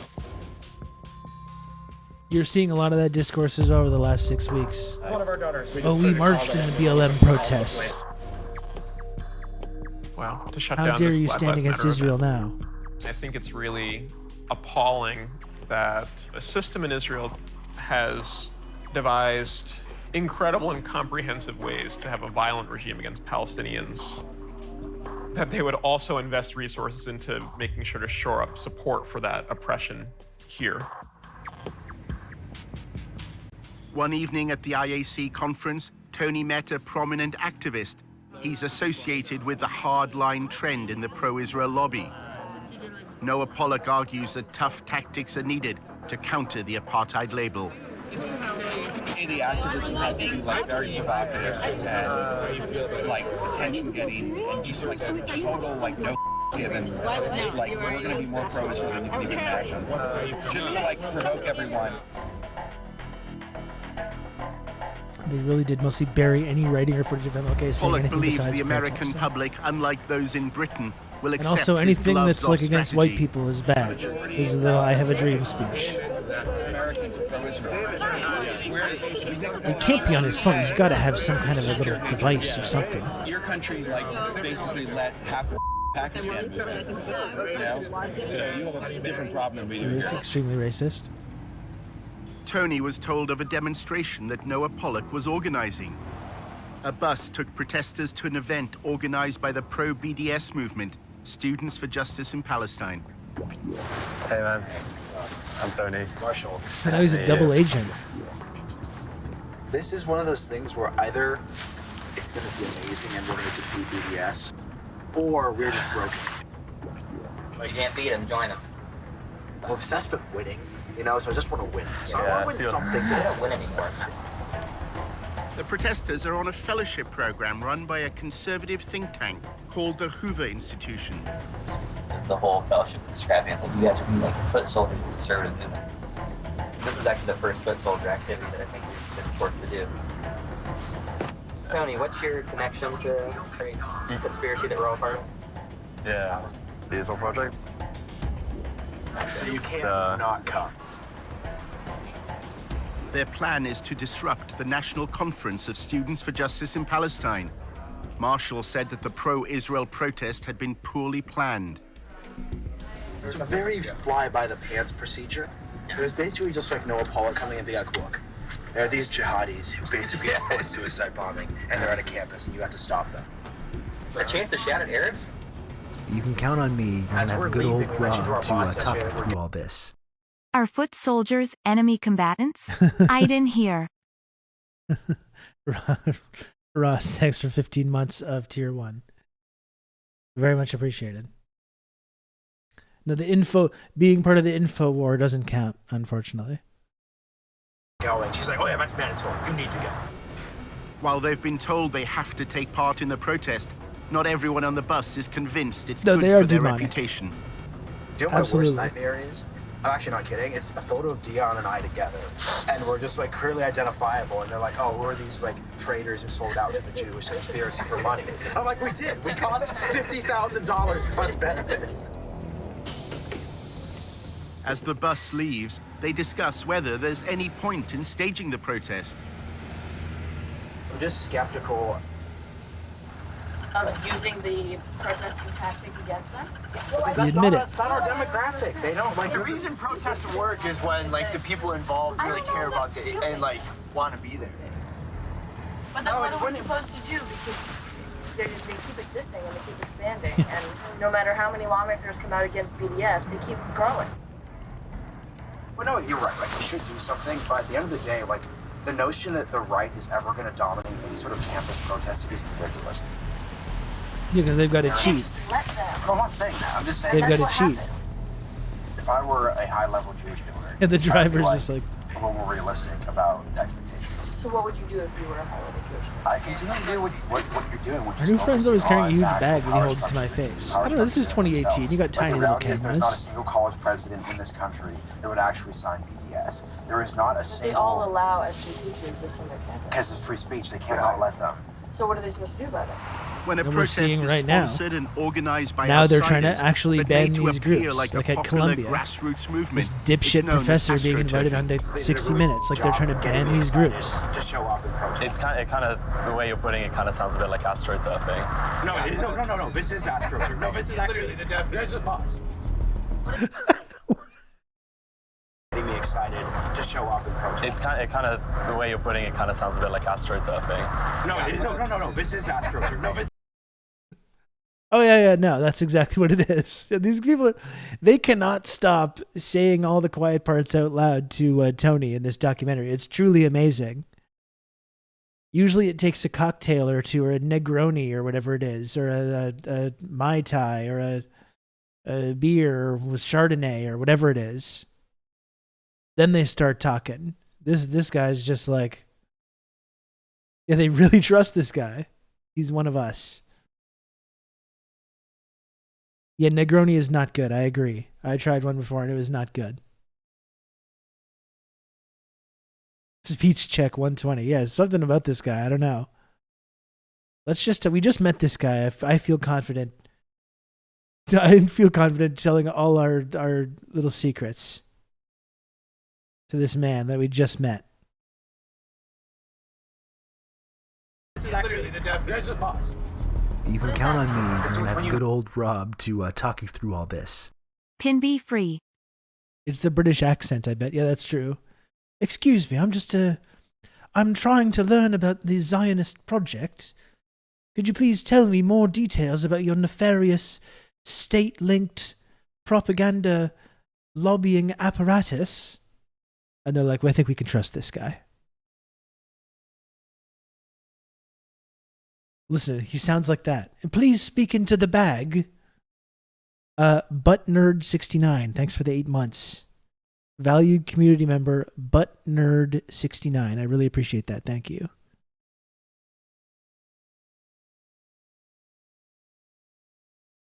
Please speak directly into my bag as you tell me all your deepest secrets. I'm just a small bean on toast. That's right. No person with a British accent's ever done anything bad. Exactly. Please, sir, can I have more Zionism? 69, that is the sex number. That's true. That's absolutely correct. It is. It's the difference between grassroots and astroturf. You're taking corporate money and you're manufacturing the image of a grassroots movement with corporate money by basically paying people to appear as activists. It just shows how little actual grassroots power they have and how all of their power is at the top. It's not that astroturfing is wrong. It's just that, like, your astroturf has to be like committed. What do you know about that, Max? This is a good question. You can't. Max is just totally inseparable from all this stuff. He's embedded in all of Students this for stuff. Justice in Palestine is holding its national conference, but the protesters can't find the conference hall.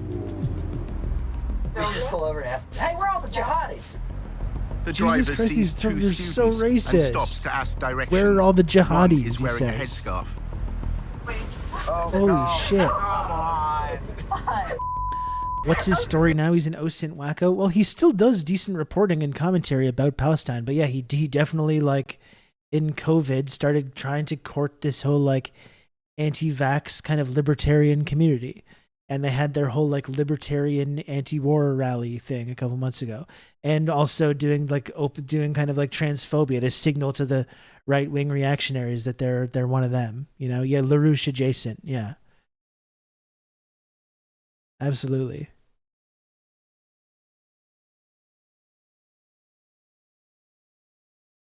He does ask questions during those Pentagon briefings. Yeah, exactly. That's one of the really frustrating things, is that he does still have the ability to ask these kind of questions and do this kind of reporting, which is really valuable sometimes. I still like Aaron Mate as well. Yeah.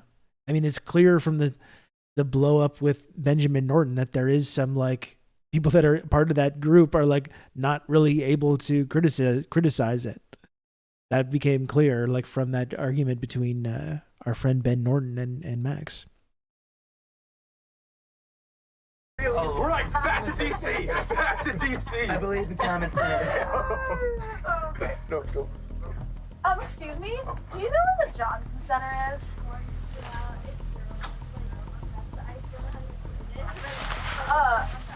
Okay, just like go back down this. Okay. Even Glenn Greenwald, he did, or maybe even does some good reporting, but no. Well, and the same thing with Glenn. I mean, fucking Glenn is out there talking about free speech, and all these, like, libertarian and conservative and reactionary types that he's been, like, ingratiating himself with for the last 5 years are like, how come these guys are not supporting free speech? How come they're supporting the nonstop arms to Israel? It's like, I don't know, Glenn. Maybe let's have a little think about that, and maybe we can figure out the answer. Maybe they never actually cared about these subjects at all. Maybe all this fixation on free speech was always total bullshit. Maybe that's the reason. You know, perhaps that's the reason.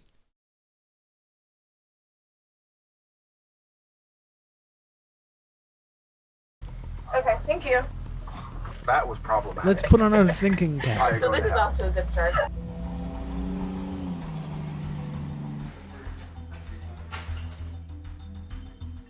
Students for Justice in Palestine really is a student-led type of And organization. it's a lot of the same thing with, like, Max and the Gray Zone people, and, like, they're libertarian anti-war people, and all these people that they're trying to have coalitions with, and they throw away whatever progressive values they might have had. They embrace all this kind of, like, anti-vax conspiracy stuff.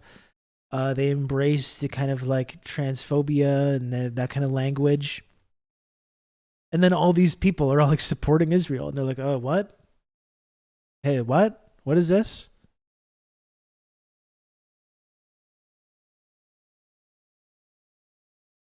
Focused around promoting the BDS cause. We have Given how dumb these people are, I wouldn't be surprised if this was all a limited hangout to make the lobby seem less scary than it really is. Yeah, I don't know. I mean, that's what I think about some people like Max Blumenthal sometimes, where, especially given the powerful connections that he has, his family has. Do you actually believe in this stuff, or are you just, like, becoming a central figure in this sort of, like, movement to destroy it from within or make it seem less credible? That's the question sometimes that I find myself asking. have workshops on how to run a divestment campaign, finding intersections on campus, building He's alliances. literally part of the right now, Clinton Palestine crime has been family. essentially normalized on campuses. The bus finally arrives.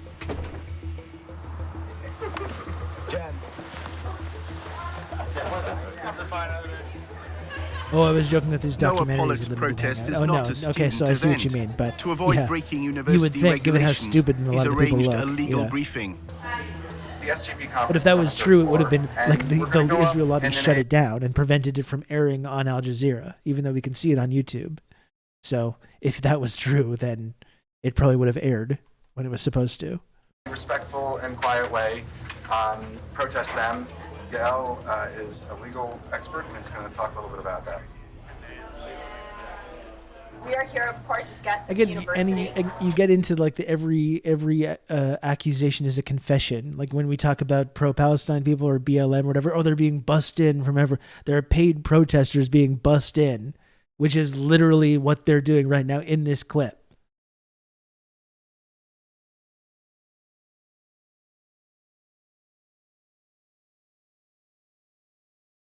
They're literally paid protesters being bussed in to disrupt an actual grassroots protest. So we don't want to be accused of disrupting a school-sponsored activity.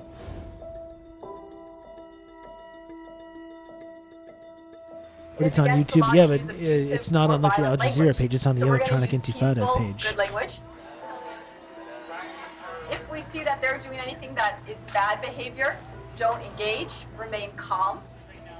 If you do happen to speak with any reporters, just stay on message. And what is that message? SJP is a hate group.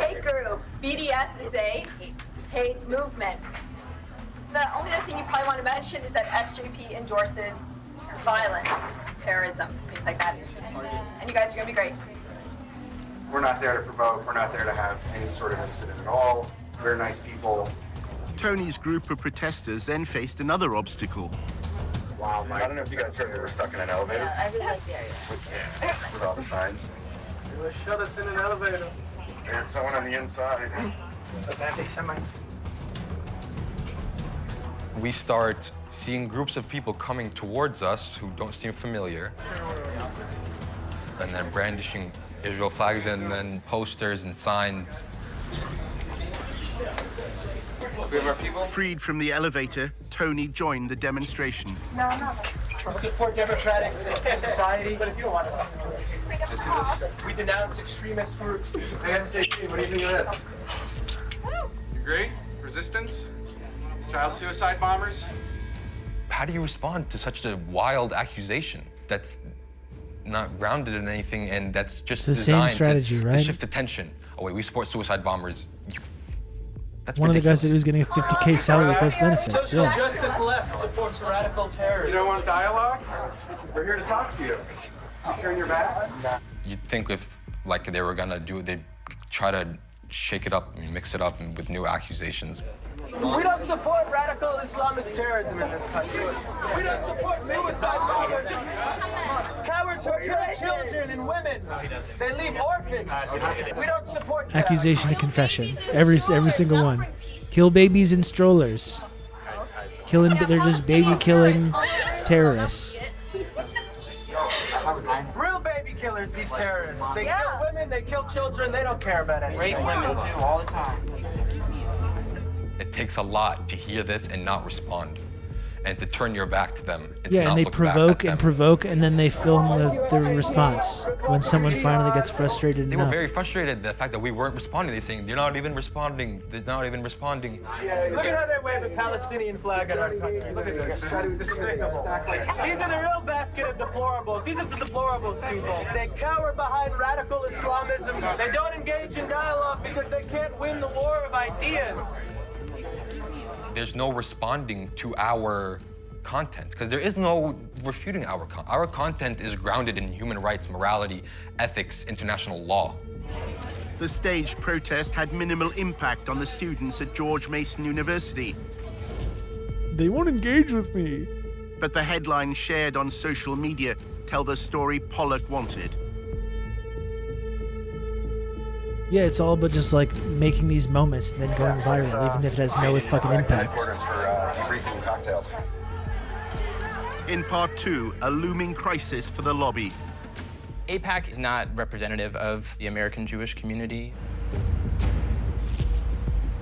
There used to be actually widespread public support for Israel in the United States. The foundation that AIPAC sat on is rotting.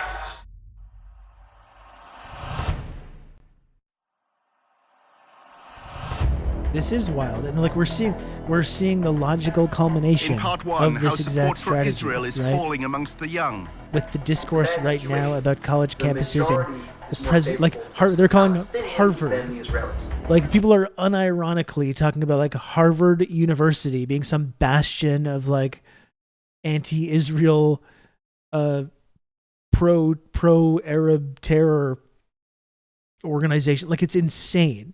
It is absolutely insane.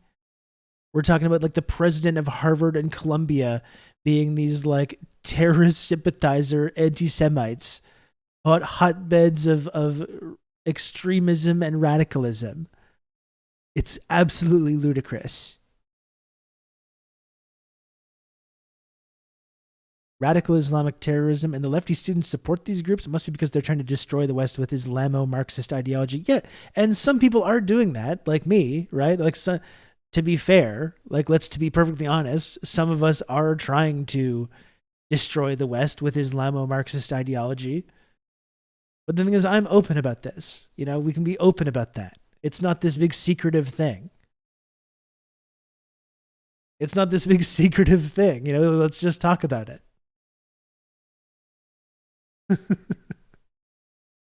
Exactly. Harvard University is the hotbed of Islamic communism. Like, what the fuck? This is where we're at. This is where we're at here.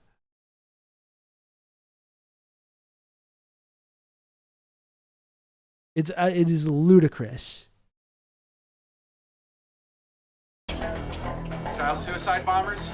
And the lobby support on campus isn't always what it seems. Harvard, that's good. I like that, Max. I like that. Harvard University.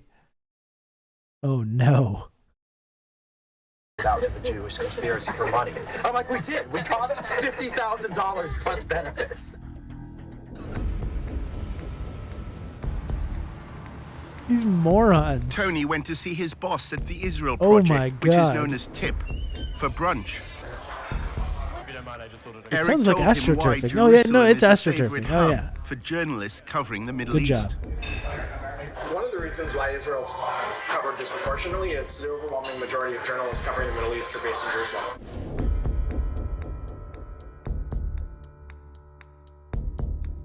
Jerusalem is a place where, after your 4 o'clock deadline, you can get drunk at a bar and meet people a little bit. TIP is laying the groundwork in the media for a future war between They Israel really are and so Hezbollah. dumb. Well, it shows how like confident they are and how completely untouchable they are. If it happens, we have to be ready because that war will be won and lost. The court of public opinion, not the battlefield. Journalists based in Jerusalem would likely cover that war. The Israel Project has an office there. We have an enormous interest in affecting the people who are on the ground there, and that's what they do. They build relationships with people who give them information that they can then feed to journalists who we're building relationships with. And so Lure is a staff of about like 20 people.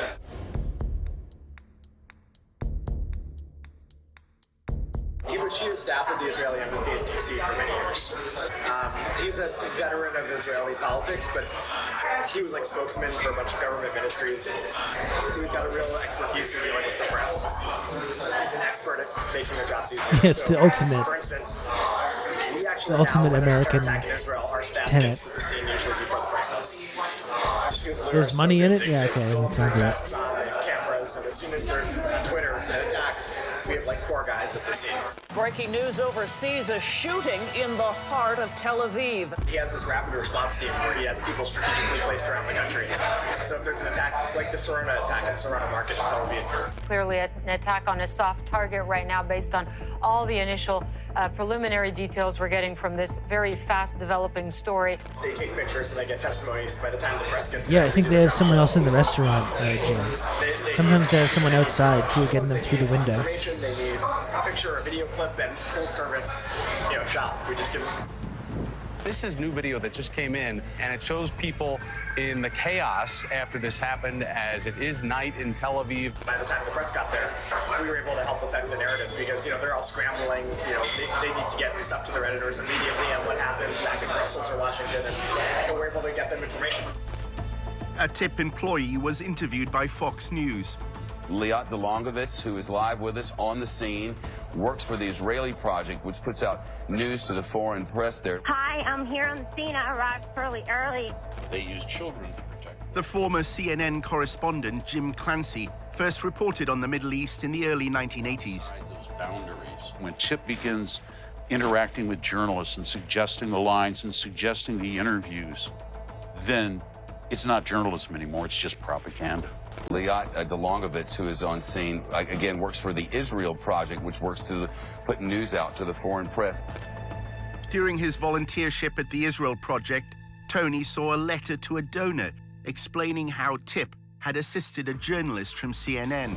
Yeah, sorry, ButtNerd69, I missed that comment, but I think that's a really interesting comparison. The same individuals go from saying Judeo-Bolshevism to Islamo-Marxism overnight. It is truly incredible that it's the exact same fascist rhetoric and narrative.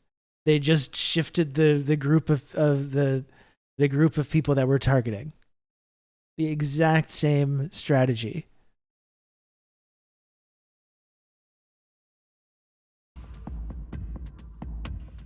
Tip took Will Ripley on a helicopter tour, which seemingly impressed the reporter. Judeo-Islamism next. The one thing the establishment fears. Once you arrive in Israel, they come up with a series of things. They know you're in town. They have your number. You get the helicopter tour. That's fun. You get some video that you can use in your reporting. And then they sponsor trips like this one with special access to people that they know. Marxist Judeo-Islamism would actually be a pretty sick ideology. The border with Gaza and can tell you the tension there is palpable. Hamas leaders have stated that they are aggressively expanding their underground labyrinth of tunnels. This won't help. The safe room won't protect you from a tunnel attack. Not from that. It's a very compelling report, but it's based on an absolute lie. And there are even reports from some residents they are hearing digging underground. The premise of the report is that Palestinians are digging tunnels in order to come up into the bedrooms of Israeli children and to kidnap them or kill them or terrorize them. The document Tony saw claimed that Tip's influence created one of the fairest reports on Israel shown recently on a major broadcaster. For those living close to Gaza, it seems only a matter of time before it happens again. It keeps me awake at night. There isn't one recorded case of these tunnels being used to attack Israeli civilians. The report was presented solely And even on from October one 7th, side. they had nothing to do The with Israel tunnels. Defense Forces say the average Hamas tunnel is 3 kilometers, nearly 2 miles, costing millions of dollars and tons of Popping up valuable like Bugs concrete, Bunny, that's right. resources badly needed by the long-suffering people of Gaza to rebuild their cities. Free Gaza fully from knows Hamas. that if you're the journalist in Gaza who's doing a report with Hamas sources, your office is damn well going to require that you put in an Israeli voice to counter some of the things that are said there. They well know that if you are on the Israeli side doing a report And why do they with need to mostly rebuild Israeli cities? It's a sources, good question. that same pressure will not be applied. You will be allowed to go ahead without trying to get the other side of the story. Why is that? That's because TIP is powerful, and they're going to hold journalists to account. Dedicated to changing people's minds. TIP's promotional video explains its role. We don't attack the media. We become a trusted partner and resource, bringing integrity and facts to the coverage. After an exchange of tweets concerning the Charlie Hebdo Yeah, attacks in freelance 2015, communist. Here's the Clancy left CNN. Here's the link for this. This is part 4, but through the link you can find all the other parts as well. Really, really worth watching from the beginning. Honestly, it's been really, really valuable to watch this. He is unable to discuss his departure for legal reasons, but recalled instances when the pro-Israeli lobby exerted influence. The big media companies will tell you that, well, maybe they won't tell you this, but they have been harassed. If they had Palestinian journalists who knew the ins and outs of the Palestinian Authority, for example, they were blatantly told to get rid of them, that they weren't trustworthy journalists. Whatever a journalist reports, if it's not liked by whether it's TIP or people within the government, they will put pressure on the media houses, the big networks. TIP's online promotion claims it shapes the way Israel is framed in the international media. TIP changes the way thousands of media reports appear every year. And then we add platforms of our own, getting people talking, taking command of the conversation. This last week, but when I was there, I met with both Herzog and Netanyahu.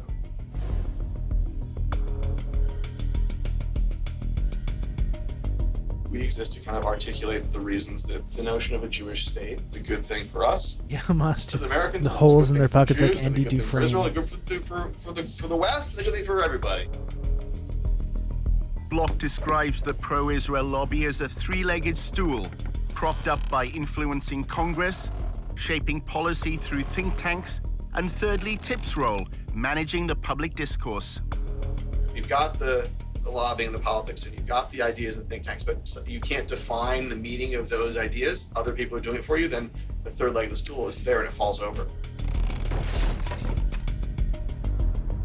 He's brilliant in like a mad scientist sort of way.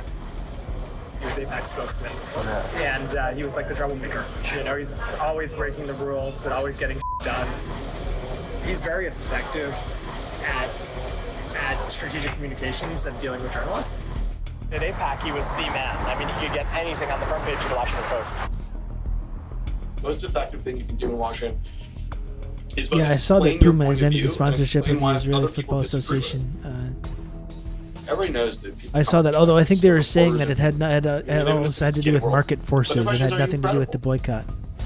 A likely story. The Israel Project gained notoriety in 2009 after an internal policy document was leaked. It was a phrase book for pro-Israel advocates. Key phrases, words that work, were I determined think a from boycott is a market groups. force, absolutely. Israel wants peace. I want peace. We want to move forward in peace. We want to start negotiations immediately.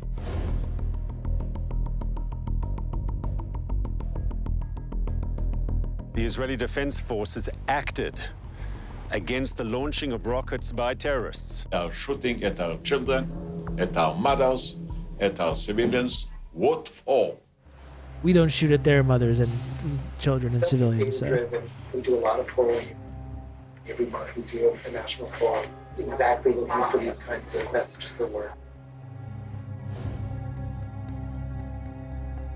The longer this doc goes on and the more that's exposed, the more precarious and unsustainable the entire Zionist project is.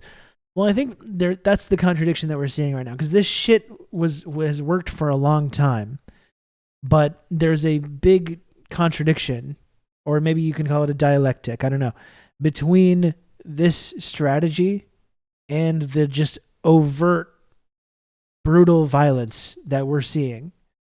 And they're trying to use this same strategy to destroy any opposition to what they're engaging in right now, but it's not working though now. It's not working anymore. People are just rejecting it because they can see, like they can feel this disparity.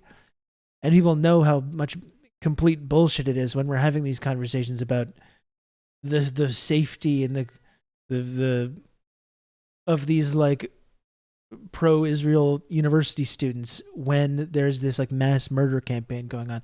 I really think a lot of people are rejecting that now because they're picking up on that discrepancy. Know that people get these mostly from sticking headlines. So the headlines are very, very carefully messaged.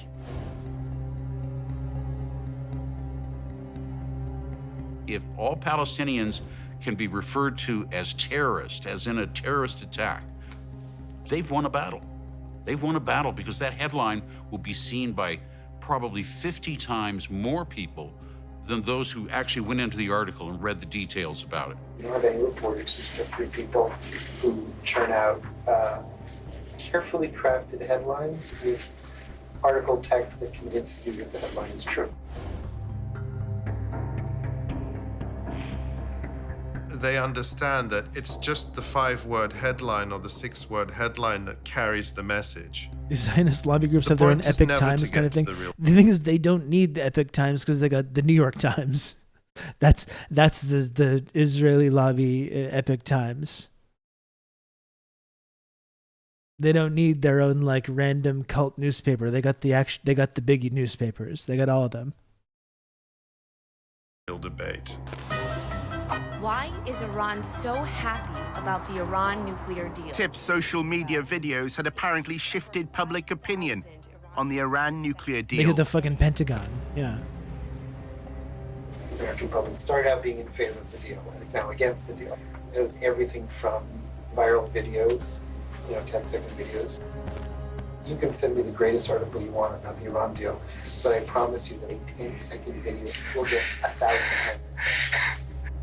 The Iran deal, again, which is like Obama's signature bit foreign bunk. policy accomplishment. A lot of people One of the come up actual on this notion of important accomplishments of the postmodernism Obama and nothing is true administration. anymore. We are at this sort of interesting moment in time where we need to understand what it is. Which Israel's undermining the whole time, and they about still give them all what's the right money and and what's wrong, resources that they want. It's with insane. Visual stimulus and stuff. How are people learning things? During his volunteership, Tony read an annual report to TIP's board of directors. It lauded their social media coverage of the 2016 shooting at Sarona Market in Tel Aviv. It said TIP's video was the most watched online content about the attack. The video claimed to show Palestinians celebrating the killing of Israelis, something the mainstream media overlooked. But this was not true. This image was taken in Ramallah 2 years earlier. And again, all this shit about celebrating, we saw a lot about that.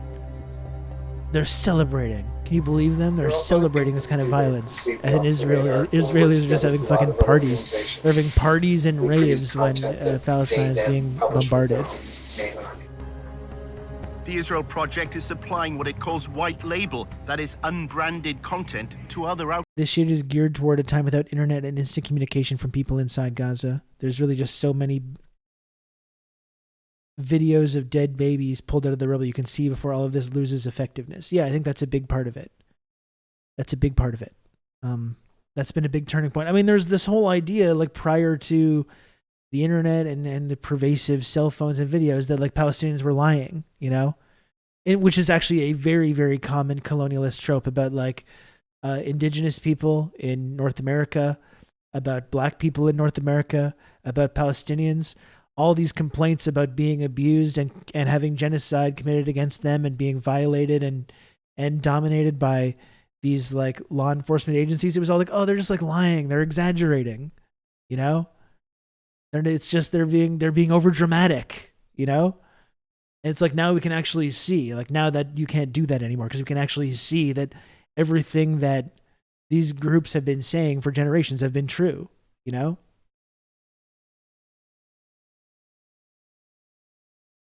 I don't know how you fucked up the word videos that bad. I got it. I got the idea, Relic. It's okay. The lid's also been listed on Israeli settler violence as well. Exactly. Yeah. And like people are asking themselves these questions. Like, why are we not even about the Gaza bombardment, which you can link to terrorism or whatever, but you're seeing the like violence on the West Bank and these Israeli settlers and what they're doing. It's like, why are we supporting this again? What is going on here? Yeah. Outlets. We're putting together a lot of pro-Israel media through various social media channels that aren't the Israel Project's channel.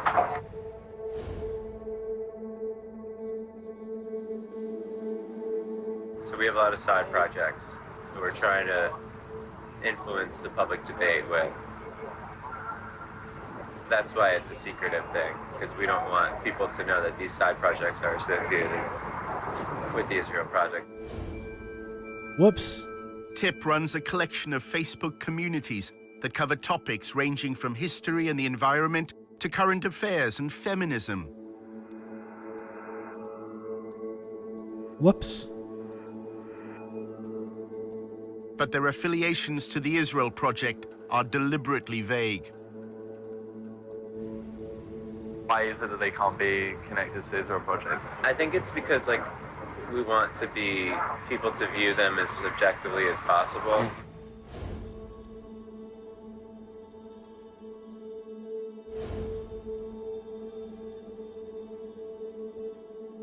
We have a team Life of happens. 13 Coffee people, helps. and we're working on a lot of Live, videos, laugh, love. explainers. A lot of it is genocide just supporters. random topics, and then maybe 25% of it would be Israel or Jewish based.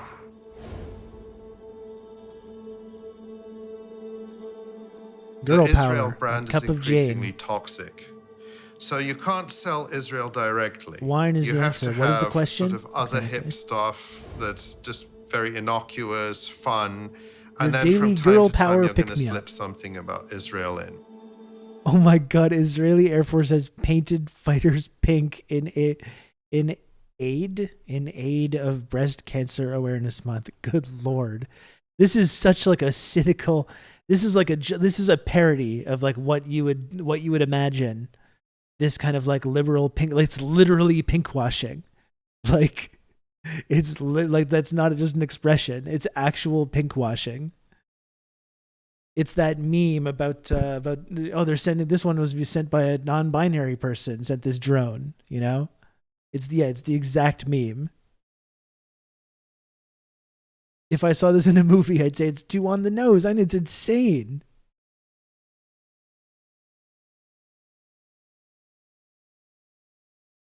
Beyond jokerfying. Absolutely. I'm extremely jokerfied.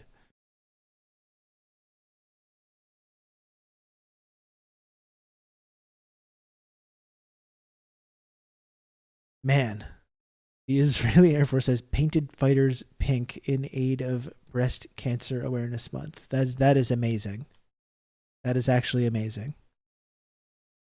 I see this shit, start waving my arms like a lunatic, and people think I'm the crazy one. Yeah, and then these like reactionary people see this kind of stuff, and they have this like reaction to it, and they go down these like fucked up pathways. Because they see the way that like women's rights or LGBTQ rights or social justice language is used to justify this kind of stuff. And then their takeaway is that these kinds of things are bad, that it's bad to talk about women's rights, that it's bad to talk about LGBTQ plus rights, that it's bad to talk about social justice. That's the takeaway that a lot of people have. You know, it actually harms the groups that they're harnessing.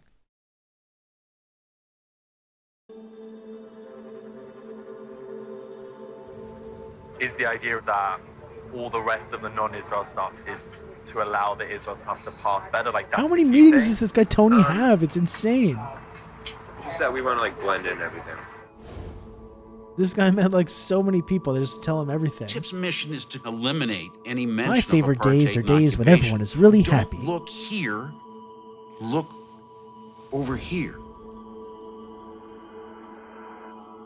The visual medium is trumping words. And more image, more visual, more accessible, non-heavy thinking stuff.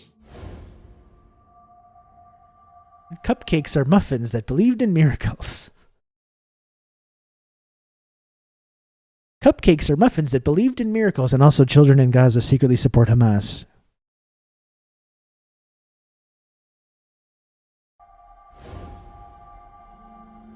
Kittens are easy to sell. Apartheid is a much harder product to get people to buy. More and more people will use the word apartheid when they talk about Israel. And there you go. The cup of inclusion. The whole pinkwashing of LGBTQ plus rights in Israel is incredible as well, considering same-sex marriages are not legal. How central that is to the whole propaganda narrative. Even when there is still discrimination against these groups in Israel. Also, if you're both aren't Israeli, you cannot even live together. Yeah, like the inclusive beacon of democracy and tolerance amid these barbarian hordes. I prefer the triangle of inclusion. Thank you, Sam. I agree with that. The end result is that the lobby has to work extremely hard today and will have to work even harder over time to defend Israel.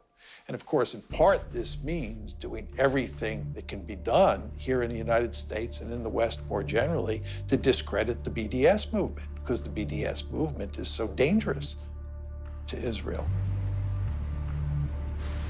Tony had gathered that the lobby's concern with BDS was not its economic impact, but a much wider threat to the power of the pro-Israel lobby. The specific potential of an immediate boycott. That's not a problem. It's a bigger problem is the Democratic Party, the Bernie Sanders people, bringing all these anti-Israel people, and the Democratic Party being pro-Israel is less of a bipartisan issue. And then every time the White House changes, policies towards Israel change, and that becomes a dangerous thing for Israel. There is an actually important battle being fought on the campuses. For half a century, bipartisanship has been the cornerstone of AIPAC's success, as its website video explains. By some measures, You see Pelosi and all Democrats and prominent Republicans are more Democrats like divided appearing today at AIPAC than at events. any other time This is in a the last right-wing 2 organization. decades. But America's support for Israel transcends partisan politics. So when it comes to strengthening America's relationship with Israel, support must come from both sides of the aisle. That's where AIPAC comes in. What's begun to happen over the past decade is that support for Israel has begun to wither away in the Democratic Party. I have some thoughts about this that are very controversial that I don't even know how to really talk about without getting in trouble. Begun to increase. And what you see is there is a substantial difference today in support for Israel in the two parties.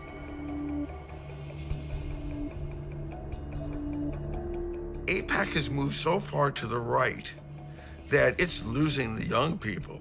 By the time of the next presidential election, Democrats will not glibly, in a debate, say they're running for president, and I love Israel, and I'm a diehard supporter of Israel. The terrain has changed dramatically. Unfortunately, no, it Look at hasn't, the because that's changing who won the demographics presidency in in the United 2024 or States 2020. and what people's views are towards Israel and Maybe we're not Israel's quite there yet. policies. It's only a matter of time before that trickles I have up bad to news, elected sir. Yeah, officials. we're not I quite think it's there inevitable. The kind of shift they fear is the one that happened over same-sex marriage. You know, it was only a short few years ago that high majorities in the United States were opposed to same-sex marriage. That change happened within the space of a decade. The Israel lobby will look at something like that and say it wouldn't take much for that kind of historic sea change to happen with respect for U.S. support for Israel.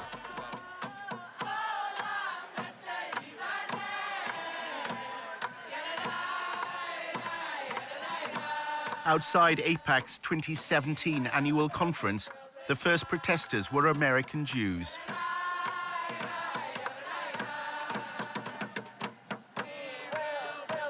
AIPAC is facing a challenge from the Anti-Semite constituency terrorist whose supporters. views it was formed to represent. AIPAC does not represent the American Jewish community.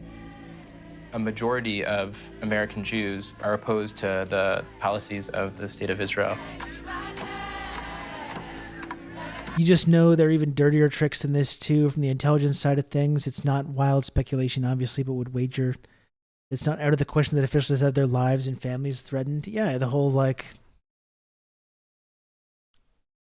compromat strategy. Aren't there ties between like Epstein and the Israeli project? Am I crazy about that?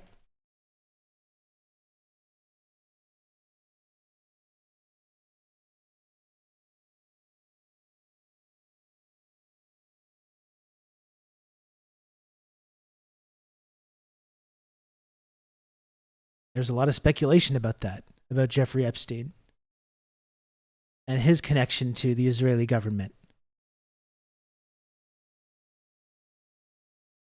Kind of interesting, isn't it? You can count on me. You're going to have good old Rob to talk you through all this.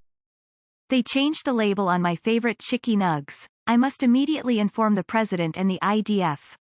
Sahar Tartak tagged both and more while lying about Yale removing Israeli from the name of their couscous recipe.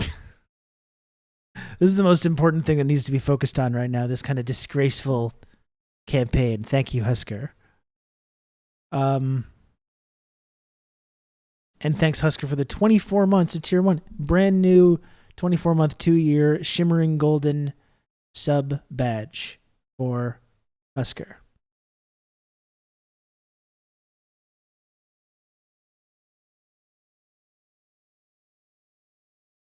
Wasn't he running a blackmail ring for Israel? Well, I think it's absolutely. I mean, it's barely even controversial to speculate on that he was running some kind of intelligence-connected blackmail ring. Like, is it exclusively Israel? Probably not. Like, we know that, like, getting people in compromising positions, powerful people, and then blackmailing them as like an intelligence strategy is not just about Israel. But yeah, probably connected to at least connected to Israeli intelligence, and as well the CIA and everything else.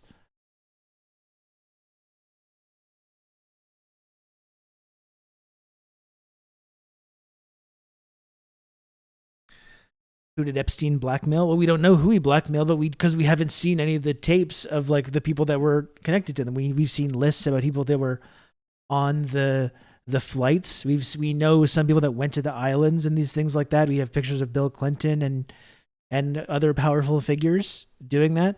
But there was like mountains of evidence and tapes that were at this apartment when it was raided by the FBI that have just never been heard from again after his arrest. And after as well, he was unable to testify to anything because he committed suicide.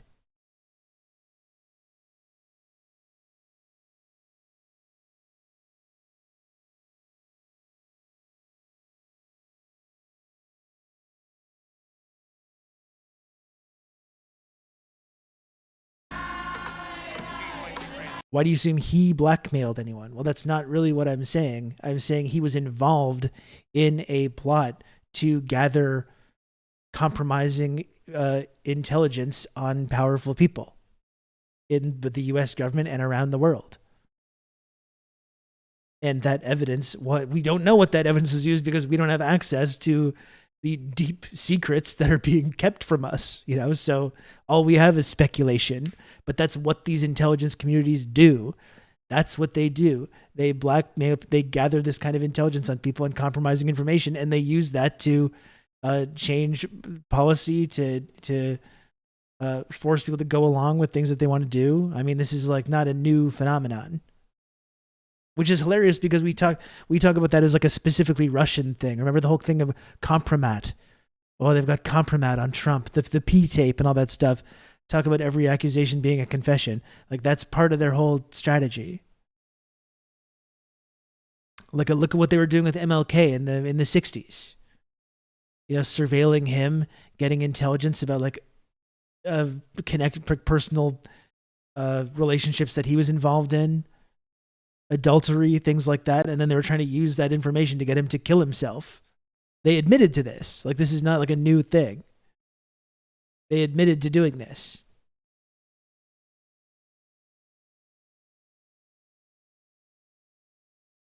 You do not represent. Like what purpose did Jeffrey Epstein have for collecting like video evidence of the world's most powerful people consorting with underage sex trafficked women other than black? Was it just for like his hobby? He was just a collector. He just liked to have that kind of stuff. Like what other fucking purpose is there than blackmailing people? Oh, he just liked having it. He was just like an obsessive collector of that kind of stuff. He was just an entrepreneur. And then, yeah, of course, when his apartment's raided by the FBI, then we never hear about it again. We just never hear about it again.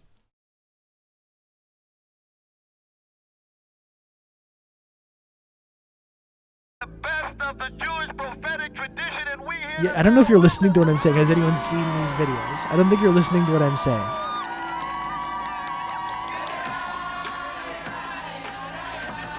Magyar guy has seen them. There we go. Good. One of the groups involved was Jewish Voice for Peace.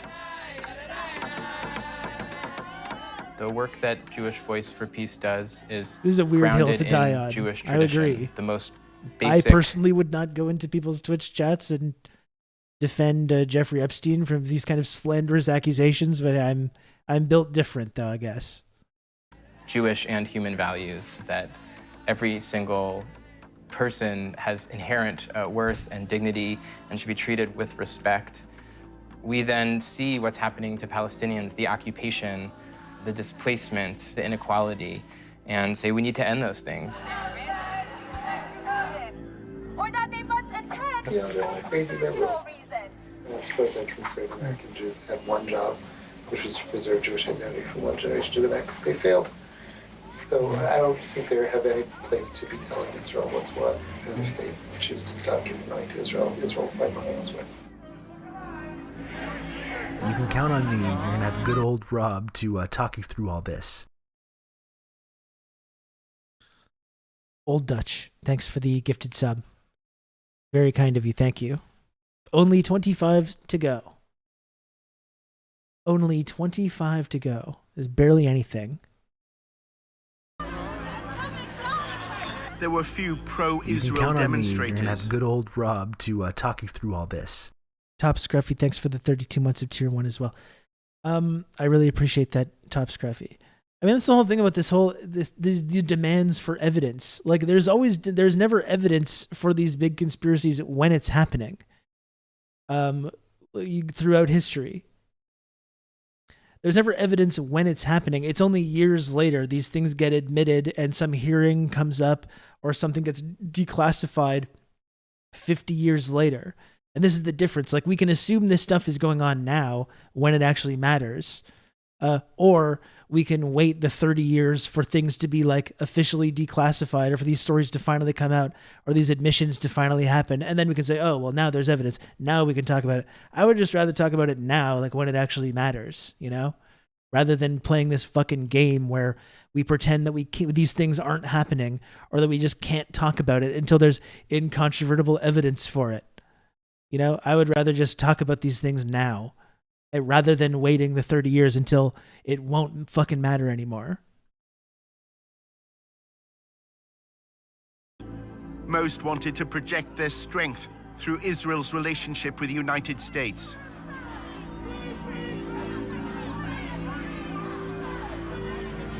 The Jewish Defense League, with its distinctive yellow insignias, was a small but threatening presence. Its members later attacked Brown a shirts. Palestinian-American man. Brown shirts.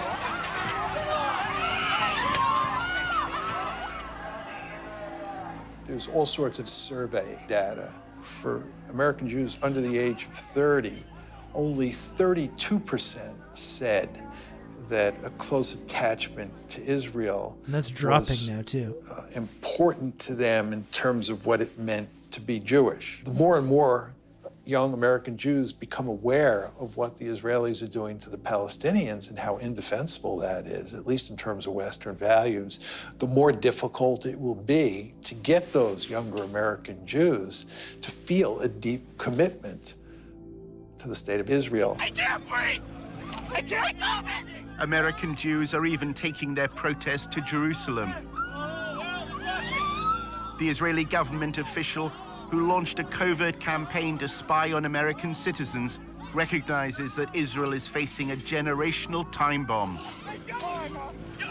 אנחנו היום לא רק שאיבדנו את הדור השני של היהודים, שזה דור המילניום של היהודים, אני שומעת את זה מההורים שלהם שבאים להיפגש איתי ומסבירים לי כמה קשה להם בארוחות שישי מול הילדים שלהם. שלא מכירים במדינת ישראל ולא רואים בנו איזה אנטיטי שצריך להריץ אותו.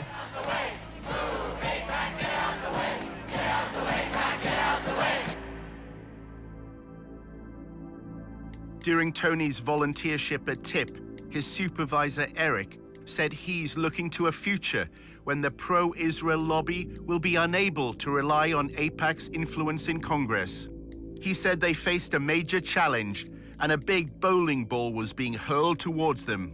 They needed to get on the bowling ball and start dancing.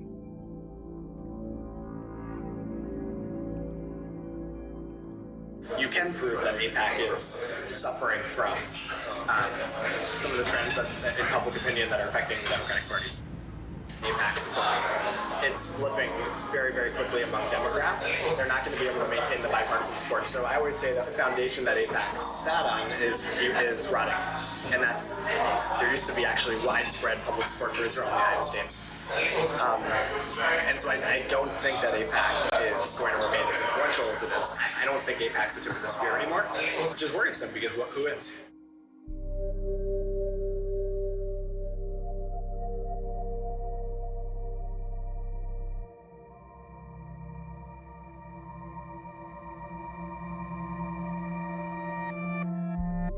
I want to know what happened to Tony.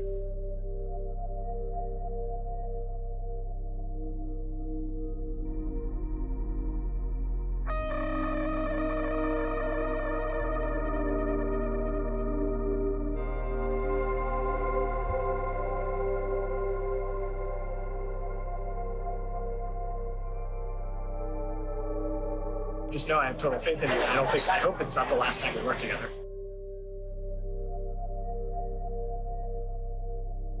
Tony was offered a job at the Israel Full disclosure, project. I would love it if you came to work for me. I need someone who is like a team player, hardworking, excited, passionate, curious, well-rounded, well-spoken, well-written. You're all of those things.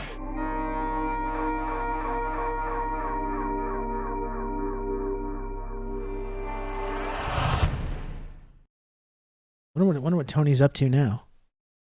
Well, that's it. That's the lobby. I don't think...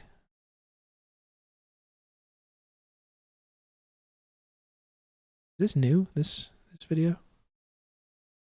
From 6 months ago. Because Jeremy...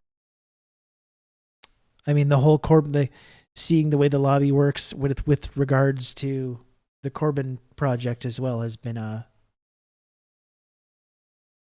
really illuminating as well, and I think really instructive for how we need to deal with future movements that get derailed like the Corbyn movement did with these kind of accusations of anti-Semitism.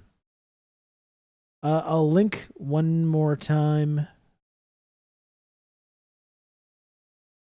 to the lobby, in case you missed the other episodes of that. The smear tactics are on the Scientology level. It's amazing, like how similar it is. Yeah, the whole thing about compromat and all that stuff makes me wonder about Scientology's ties to the intelligence community as well, because it is all the exact same tactics.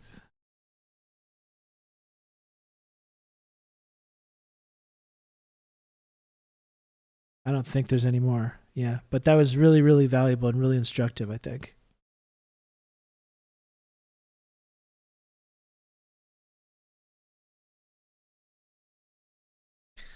And I think given everything that we've been seeing over the last 2 months, really, really valuable so we can understand how this stuff works. And I think the more we understand how bad faith this stuff is, the less likely any of us are going to be intimidated when they start trying to use these tactics. Like, do you know how many people have called me an anti-Semite online over the last 2 months? And again, it's not cool. I don't enjoy that. It's not nice. Because I'm not anti-Semitic, as you know, from hearing me talk about this stuff. But I think when you understand how this works, it lessens the impact of these kind of accusations. Again, I don't like it. I don't like these fucking people calling me anti-Semitic because I criticize Israel. But when you realize how bad faith this is, you understand that this is what the words that gets used when you're over the target area and when your criticism is effective. Okay, Jesus Christ. Misogynist, yes. Anti-Semitic, no. Then Max says, Rob only hates Jewish women and not Jewish men. Wow, okay. Jesus Christ. Jesus Christ.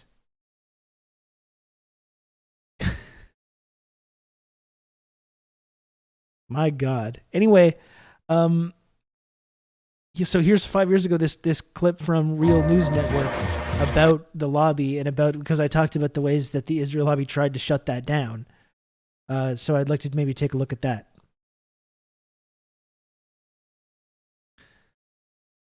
I'm telling you, chat, you're really something else. You're really something else. You know that?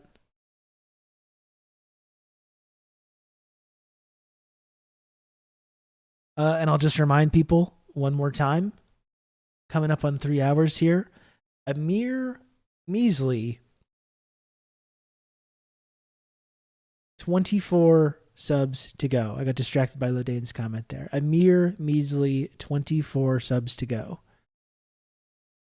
Right? I think? Yeah. So if you can, folks, please subscribe to TRRS. It really helps me out. It helps support the community. It helps support the show. Why not say Mother of God instead of Jesus Christ? I do say Mother of God sometimes, to be clear. That's one of my favorite rage faces. Would a misogynist like the Mother of God rage face meme? I don't think so. You can count on me. You're going to have good old Rob to talk you through all this. Thank you, Risk and Verse. Thank you for the gifted sub. I appreciate that. Rob loves the ladies, and the ladies love Rob. Thank you, Barry. Thank you, Barry.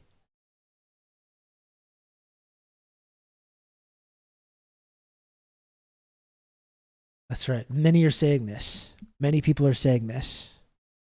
Okay, so here's this clip from the Real News Network about the lobby and about the reaction that the Israel lobby had when Al Jazeera tried to air this originally. Ladies love Cool Rob, precisely. Back in my B-boy era hip-hop career, that's what I was known as.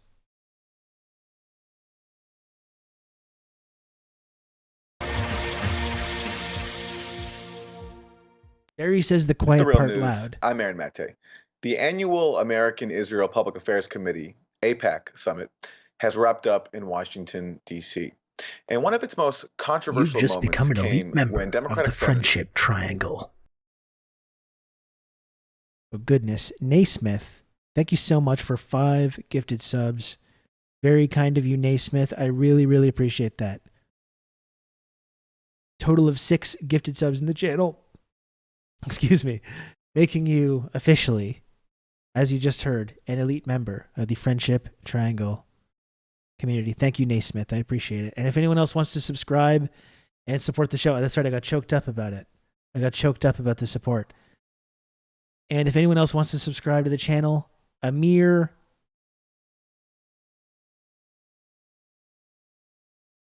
a mere 18 subs to go, right?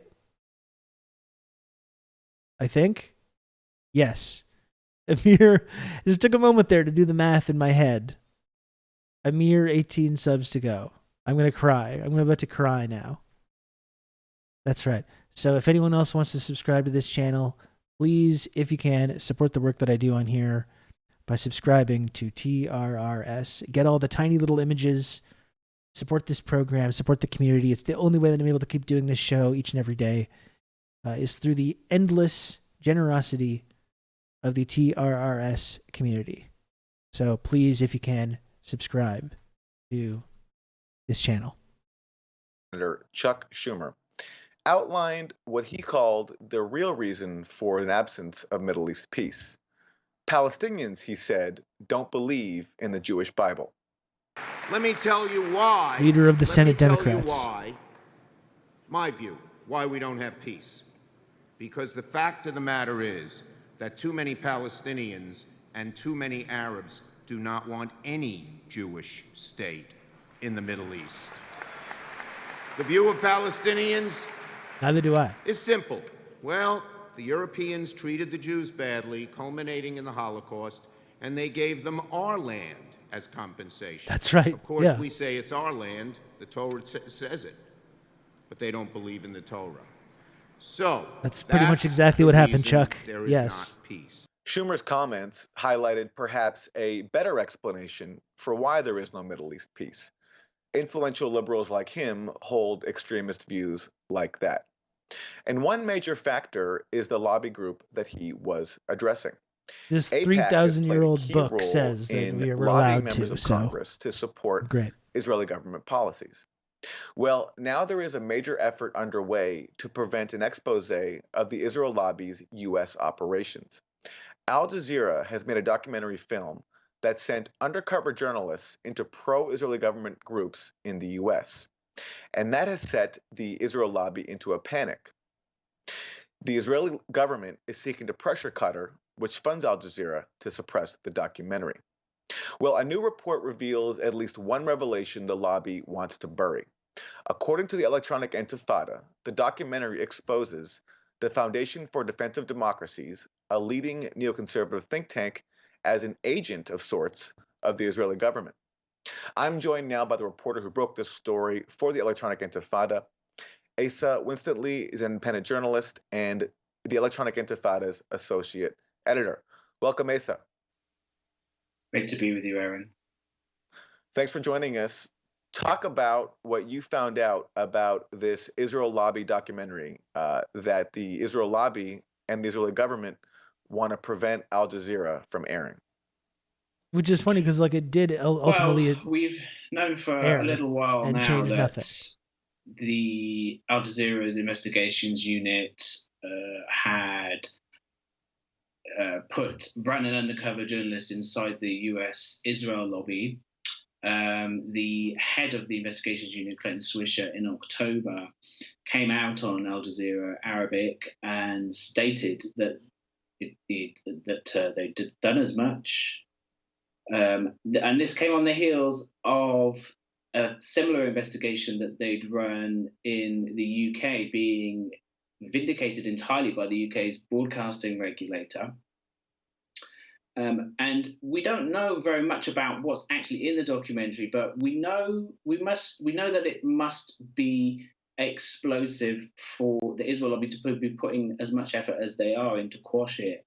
It seems that the identity of the undercover journalist has become known, or at least his existence and the existence of the film became known. There's been reports in the Israeli press, for example, in Haaretz and in some American Jewish newspapers' websites that with connections to the Israel lobby, saying that Israel lobby sources told them about this person and that he'd been exposed. So there's been a lot of speculation in various newspapers, but in October it was confirmed by Al Jazeera's head of the investigations unit that they've done a documentary. That since then there's been a wave of pro-Israel lobbyists who's been going to Qatar and been putting pressure on the government, on the ruling royal family, to not air this. I mean, they're not saying they've done this, but we can infer that's a big part of what they've been doing. And we know from our source that I wrote about in my article that the film contains footage of the vice president of Foundation for the Defense of Democracies, Jonathan Shanzer, famously democratic talking very state candidly Israel, about the Israel lobby and how they use anti-Semitism as, in his words, a smear against Palestine activists in the US. they admitted a lot of this stuff in this documentary.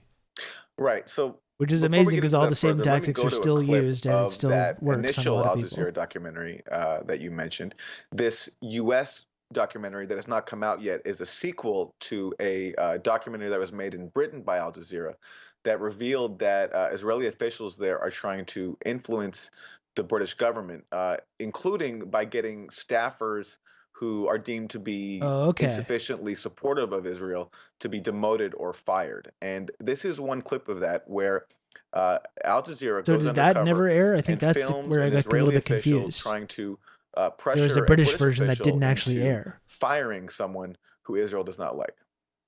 Can I give you some MPs that we suggest that you will take down? Well, you know, if you look hard enough, I'm sure that there is something that we're trying to hide. Yeah, I have some MPs. Yeah. Let's talk about it. Okay. No, she knows which MP they want to take down. That's the question. Yeah, it's good to remind me. So that's a clip from the Al Jazeera documentary that was made on the Israel government and its activities inside Britain. Asa, you mentioned that that the documentary was vindicated. What do you mean by that? Well, the Israel lobby in this country, several people put in complaints with the broadcasting regulator, Ofcom, and they alleged the various things to, try and dismiss the credibility of the report. They alleged that it was anti-Semitic. They alleged various things. Ofcom found completely in Al Jazeera's favor, like it was vindicated on all counts. They hadn't misrepresented any facts.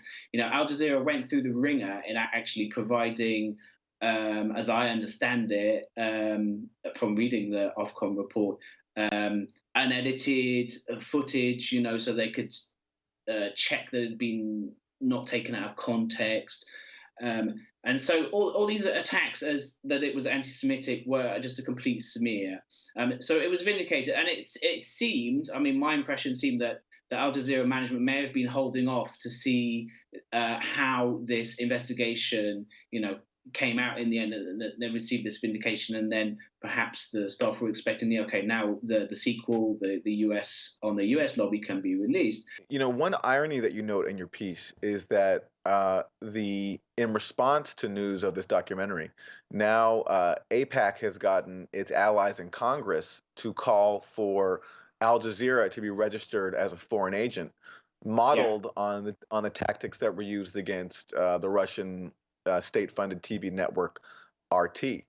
But interestingly, as we were talking about, you were mentioning how the Foundation for the Defense of Democracy is this neocon think tank, that they are now working with the Israeli government, but they have not, of course, registered as a foreign agent.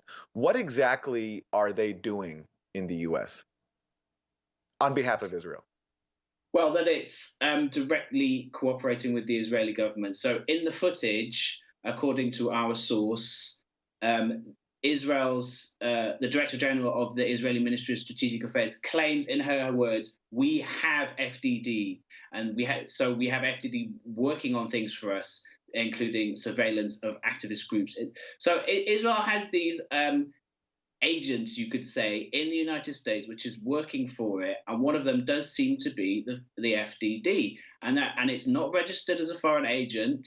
And so it really calls into question whether FDD is violating American law, and whether Israeli organizations, pro-Israeli organizations, possibly the Israeli embassy, is violating American law. Finally, Asa, you talk about in your piece, according to your source, who's familiar with the contents of this documentary, that the Israel lobby is working with the Israeli government to monitor activists and gather data about Palestinian solidarity activism in the U.S. And one lobby official laments the fact that anti-Semitism, that calling critics of Israel anti-Semites, is no longer an effective smear. Yeah, that's right. Our sources have actually seen the film, and we're, as always, we're satisfied about the reliability of our information. And yeah, this is Jonathan Shanzler of the Foundation for Defense of Democracies, who reportedly, according to our source, says in the film that anti-Semitism as a smear is no longer what it used to be. So he's admitting, number one, that the Israel lobby very cynically misuses the very real concerns about anti-Semitism that there is in the world to falsely allege that its political enemies are only motivated by hatred for Jews rather than concern for Palestinians. So he's admitting it's a smear, but he's also admitting that it's not as effective as it used to be, which is interesting. So the Israel lobby very much does like to portray itself as powerful, as hegemonic. And it certainly is influential. It has, a lot of money behind it and a lot of kind of inertia, especially in America. But I think we see historical trends where its power is beginning to slip. And we see, in these very, reportedly what is this very candid moment in the documentary where that is admitted in private. And, I would not be surprised to see when hopefully when the film does come out, far more of that kind of candor in private. Right. And as you say in your piece, whether or not the Israel lobby succeeds in burying this Al Jazeera documentary will be a very strong test of the type of influence that the Al Jazeera documentary team set out to expose in the first place. We will leave it there, though. Asa Winstanley, Associate Editor of Electronic Intifada. It's interesting. So yeah, I'd forgotten that there's like a whole other version of that film that did not get released. There's a whole UK version of the lobby that I don't know if you can find it. How's my hand feeling? Thank you for asking, Dave. It's still a little bit messed up. I still can't close it properly. If I can't fully close it, it still hurts, but it's nowhere near the same level as what it was Thank you. Thank you for your concern. I wonder if you can find it.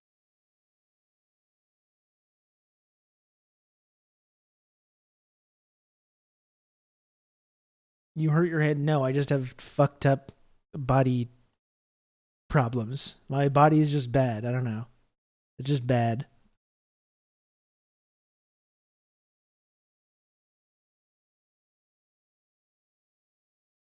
I mean, there was Al Jazeera did do a really good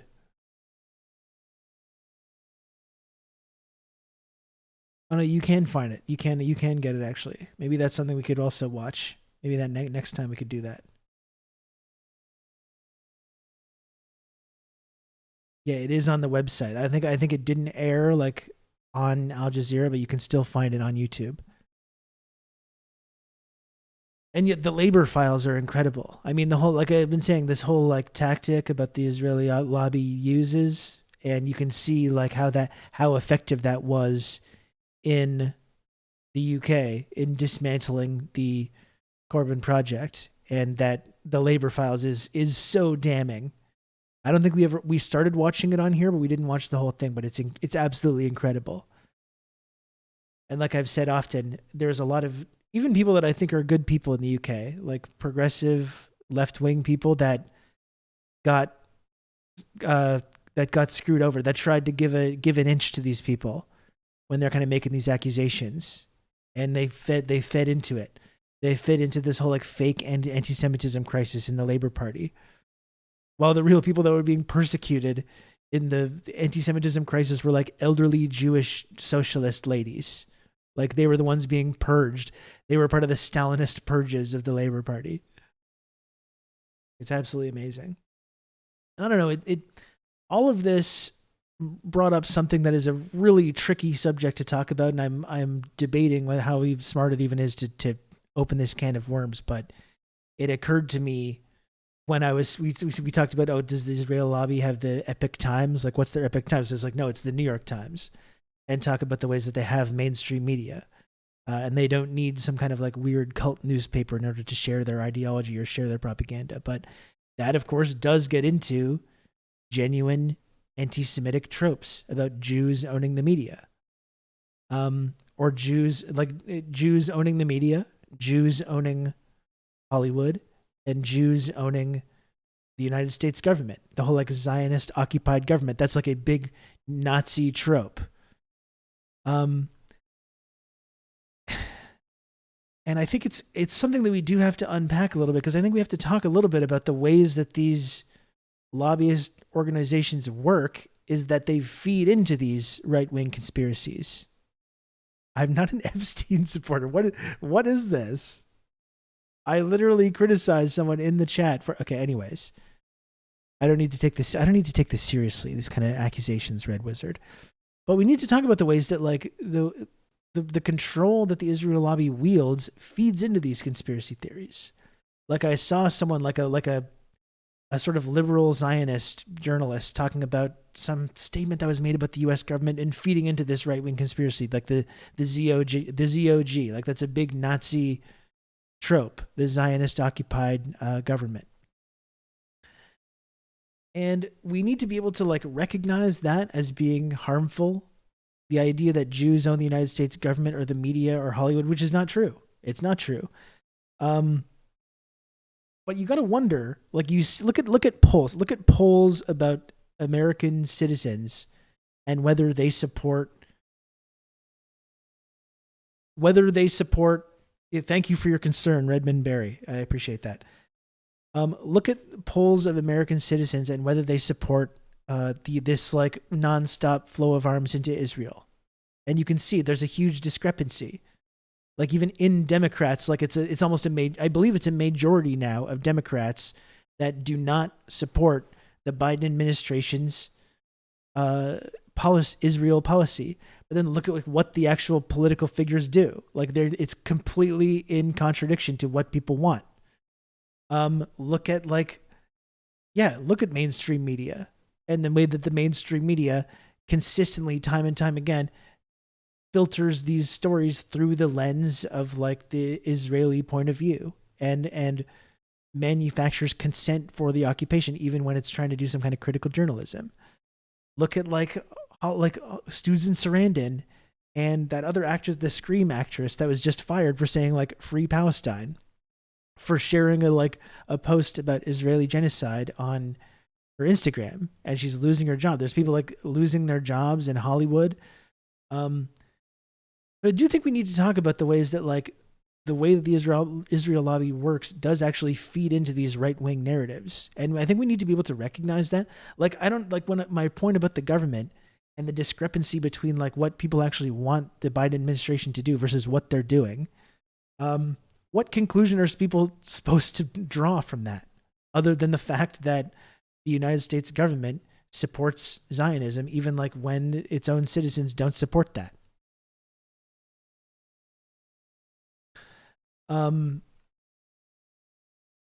But I think that's what Nazis do, and what the right does, is that they take these kinds of phenomenon and they try to spin that into a conspiracy about all Jewish people being some kind of monolith that control all these big institutions.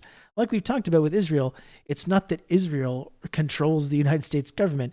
It's that the United States, like Israel is a colony basically it's a client state of the United States government, not the other way around. And we support them because or the Canadian government, and we support them because they're a colonial outpost in the Middle East. They're like our attack dog in the Middle East, along with Saudi Arabia and some of these other Gulf states that allow America to have kind of full control over the Middle East militarily. But then the right takes these phenomenon that anyone can pick up on, and they spin that into this conspiracy that all Jewish people are this monolith that control all these big institutions, which is not the case. But that, I think, is the most fucked up thing about Zionism and about Israel, is that they work overtime to make this connection and to make the idea of Jewishness completely inseparable from being a Zionist, which feeds into all these right-wing narratives and feeds into these tropes that are used by actual anti-Semites and neo-Nazis. That is one of the most fucked up things about the whole project.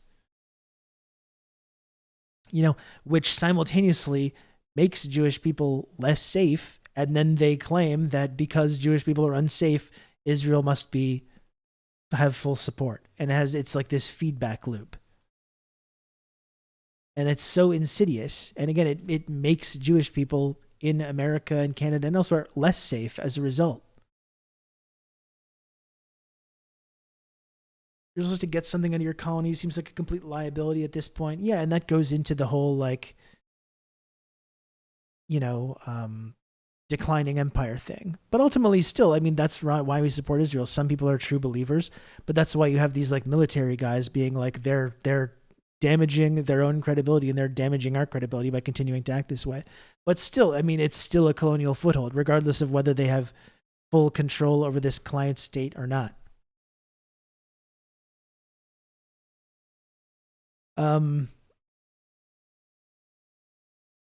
It still is a colonial foothold. They still do have like military bases and military operations that they base out of there. So whether or not they have full control over a client state like they maybe once did, it's still valuable to U.S. empire to have Israel where it is.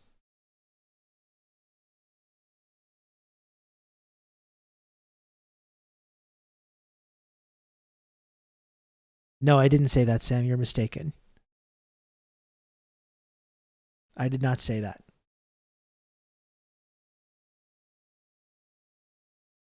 But I think it's really insidious the way this works. This feedback loop where through their own actions, they contribute to anti-Semitic beliefs on the part of these right-wing people. And then as a result, that leads to actual incidents of horrible anti-Semitism, like we saw in the Tree of Life massacre, which was not committed by a pro-Palestinian person or an Arab, but a white Christian. So they deliberately contribute to these tropes which are used by neo-Nazis. Jews become less safe as a result, and then Israel says, look how unsafe Jews are, so we must have full support for Israel. And that's the only way these people can never be safe. And then Joe Biden completely agrees with that. It's really sinister the way this works, I think. It's really, really sinister.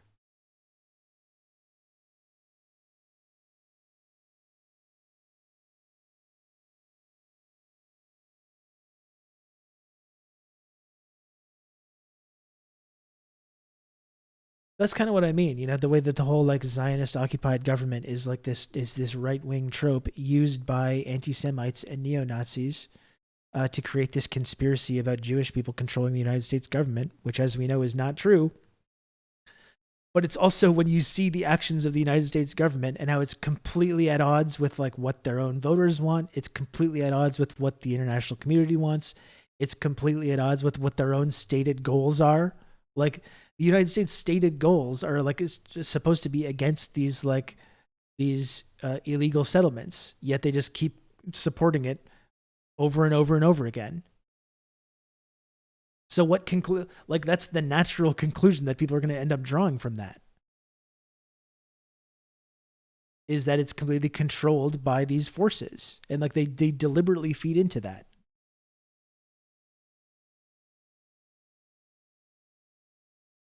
Yeah, that's a good point, Moss World. People are so deeply primed to accept the right-wing framing of things that it's kind of unrealistic to expect most people to draw any other conclusion.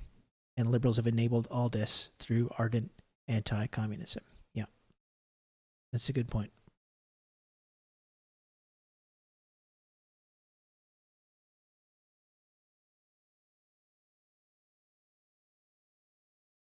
Anyway, really, really sinister. That whole the lobby documentary was really great, and I think we could start on the UK version. Probably not today, but we can start doing that next because this is all really, really illuminating.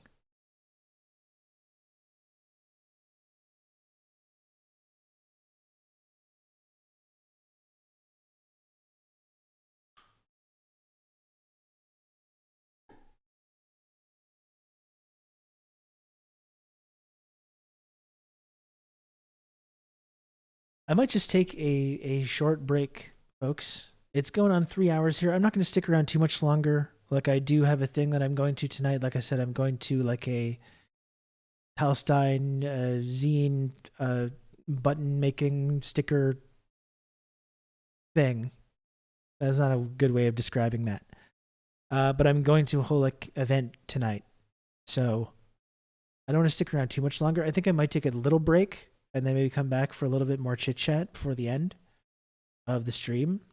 An art build, yeah, I guess that's probably a more accurate and a way of describing that is whatever I just said. What did I say? A zine sticker button thing, I think is what I called it. Yeah, that's not great. So I'll take a little 5-minute break. I'll come back. We'll do a little more chit chat. I will remind people though, one more time, or actually there'll probably be a couple more times. We're 18 subs away from the goal. So if there's anyone out there that would like to support TRRS by subscribing, if you're a lurker or a non-subbed viewer, you can subscribe. It's $5 a month. You get all the tiny little images. You get to support the community and the program. It's totally free with an Amazon Prime account, which you can transition into a Twitch Prime sub very, very easily. We're a mere measly 18 subs away from the goal.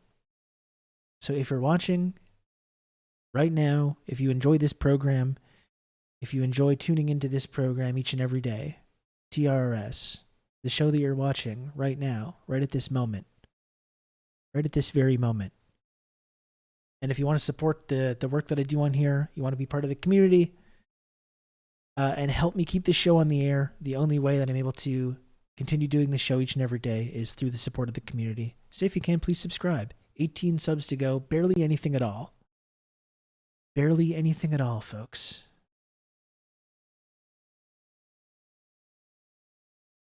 A mere measly 18 subs to go. It's within reach. It's within grasp.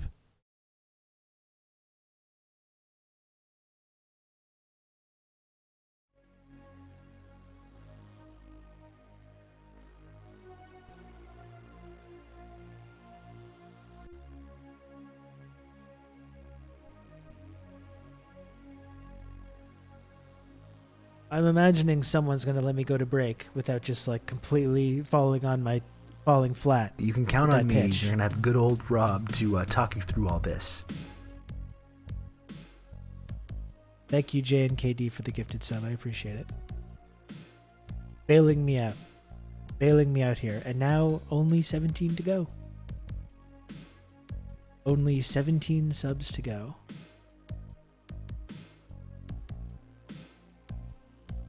Pretty cool. Pretty cool stuff.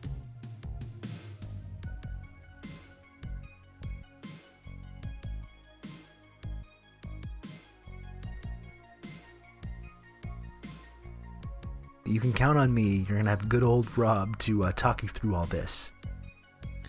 Thank you, Barry. Thank you, Barry, for the gifted sub. Very kind of you, sir.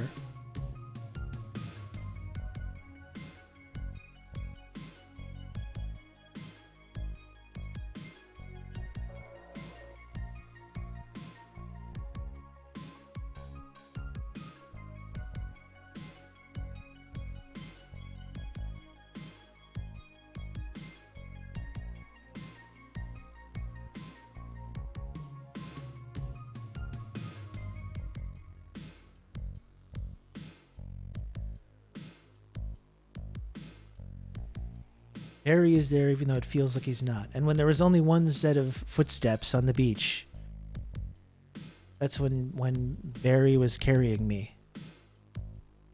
As the classic parable goes.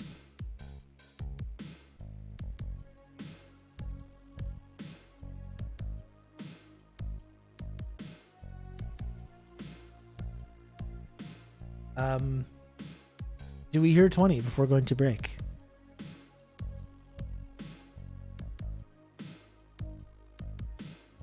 I don't want to do the whole thing.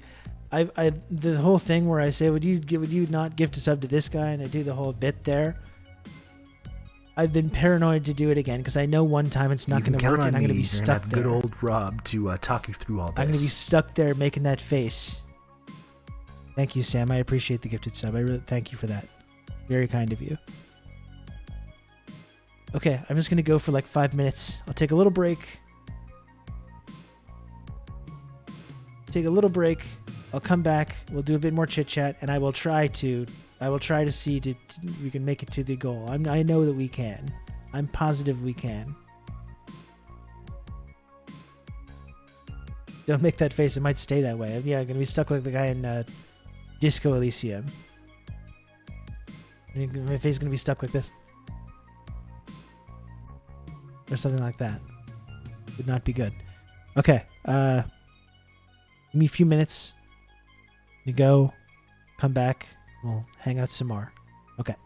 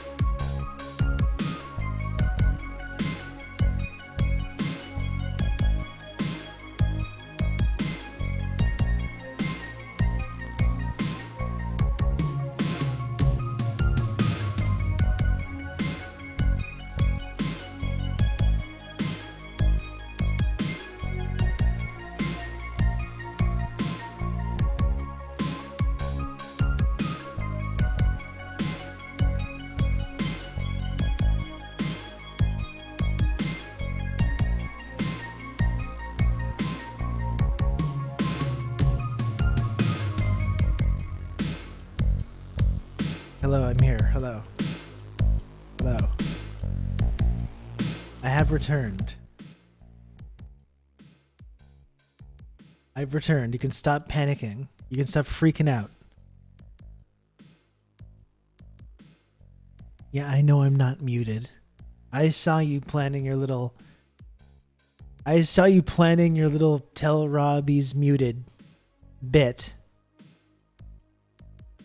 I saw that. You don't think I saw that? Yeah, I saw. I see everything, alright? I'm not muted, Orblade. That's not true. Stop saying I'm muted. I can see the little line going, indicating that there's volume. Okay? I see it. You can't gaslight me into thinking that I'm muted. First rule of the triangle. Rib is always watching. That's true. That's absolutely correct. Hira V is muted now. Now it's impossible to know who's muted and who's not.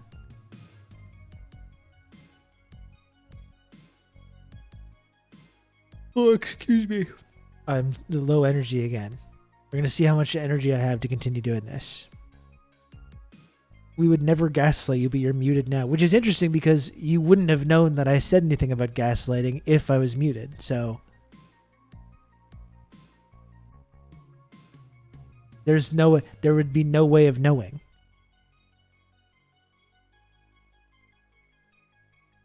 I can't believe Rob doesn't believe us that he's muted. Jesus.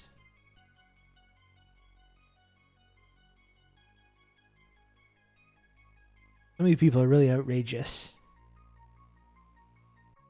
Some real pranksters. Some real pranksters in this chat. Rob doesn't believe me.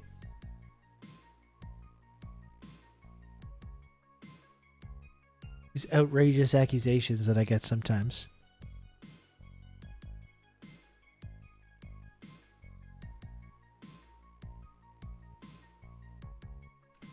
The left is getting better at pranks and japes. Way too many japes. This is a no jape zone, okay? No more japes.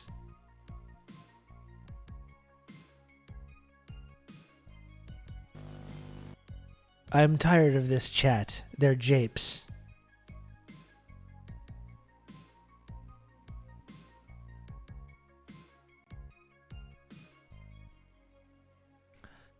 I often put these like this video that we're looking at right now. I often put these on like at night. I relax and I sometimes sleep to this. It's like this relaxing synth music and rainfall sounds, cosmic relaxation. It's nice. It's nice to fall asleep to. What do you do? Exchange us for another chat at the chat store? Well, I would if I could. Believe me. Believe me.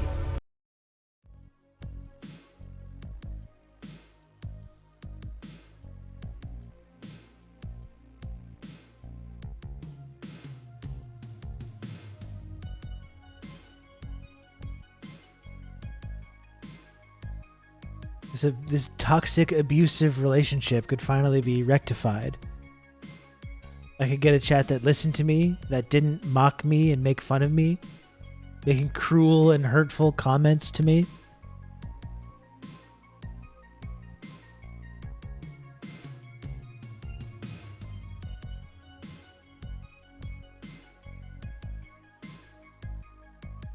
Oh, excuse me, sorry.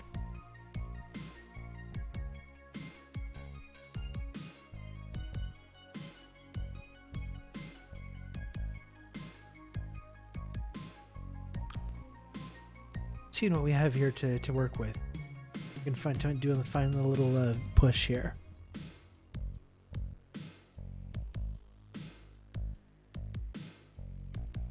You can count on me. You're going to have good old Rob to talk you through all this.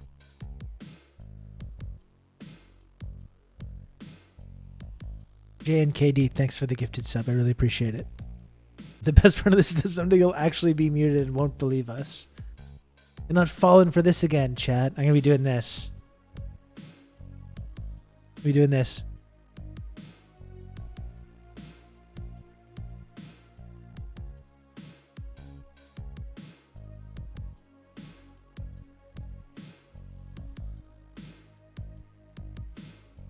That's what's going to happen. The chat who cried mute. That's right. That classic parable that we all know.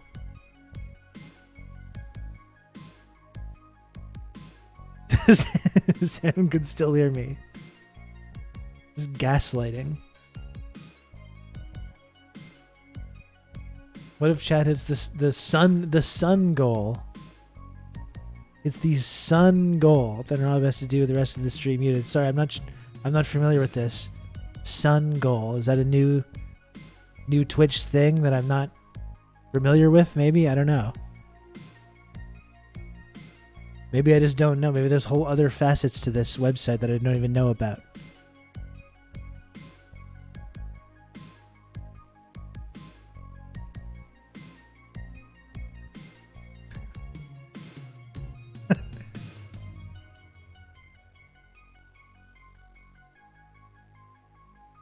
Oh, jeez.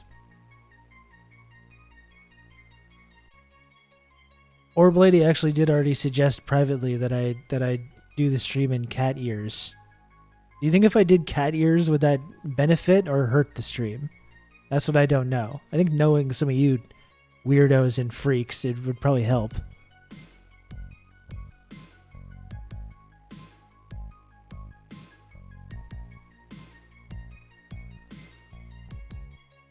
I'm gonna start being one of those guys now.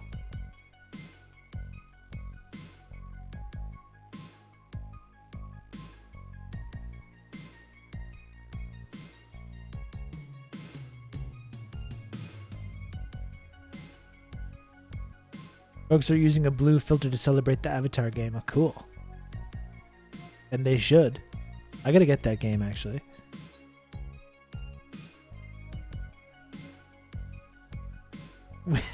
Take this stream more off the rails. Well, listen, if we hit the sub goal in the next couple of minutes, I'll do the rest of the stream in cat ears. I will do Catboy Rob for at least 15 minutes. If we can get to that sub goal. If we don't, I can't make any guarantees. I can't make any guarantees.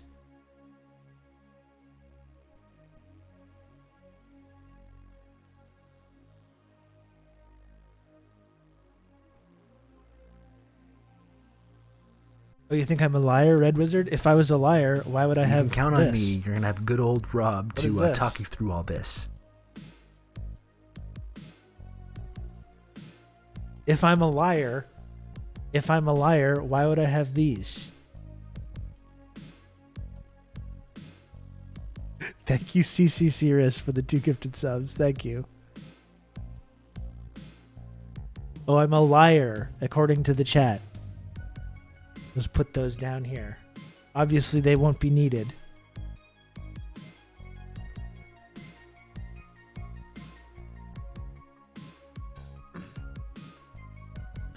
Obviously, they won't be needed, so I don't need to really worry about it.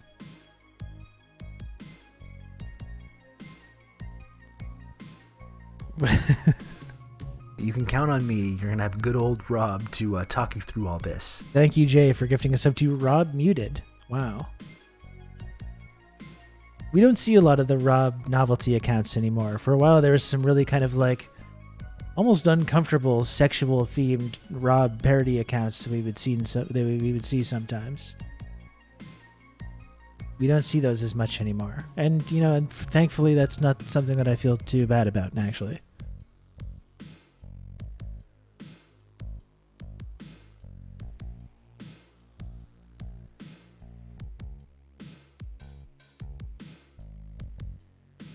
I actually don't even know how to put those on. Is there a little like... Oh, I see. Oh, okay. Yeah.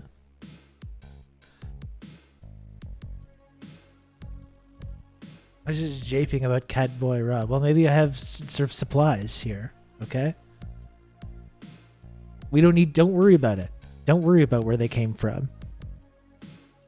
The point is that I have them. We don't need to ask any questions about that.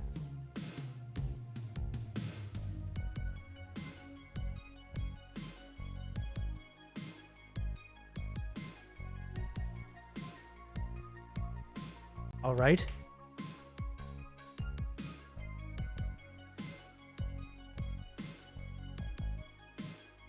How do we know they fit you? Oh, very nice try, Max. Very nice try. Yeah.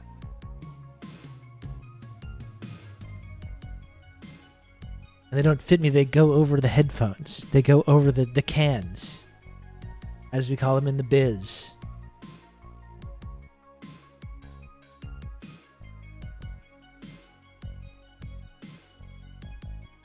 A measly 11 subs for Catboy Rebel. I don't want the 11 subs actually.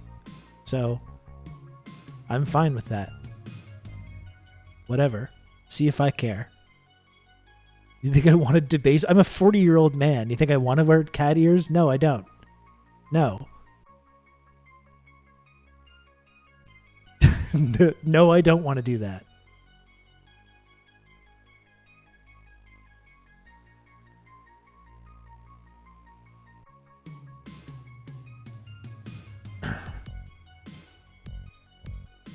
We're talking about Catboy Rob. Who is this bad boy Rob? It would be an interesting look to do the leather jacket and the glasses and the cat ears. That would be an interesting look.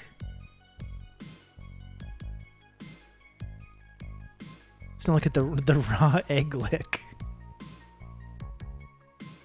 The raw egg lick, which you can see that famous incident for our very, very generous 20 sub gifters. But not that I'm expecting that either. That is a possibility, though. That is something that you can see. For our most generous sub-gifters.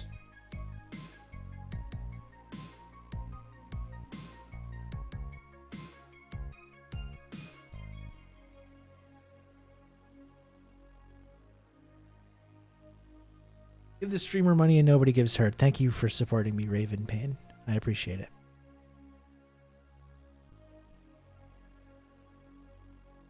Season 3 highlights. I really did like that clip show highlight video that I put on the other day. That was really fun.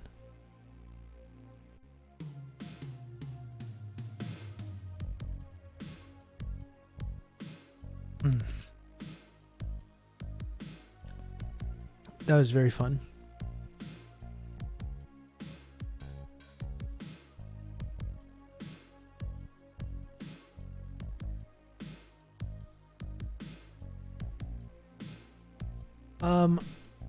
I should remind people that anyway, I believe I haven't got final confirmation,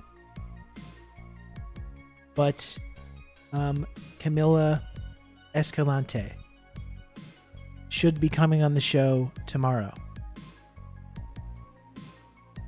Camilla of Cowsatcha News, Press TV, Telesur. Very, very cool guest tomorrow, Camilla. I don't want to confirm 100%. Should be good for tomorrow though.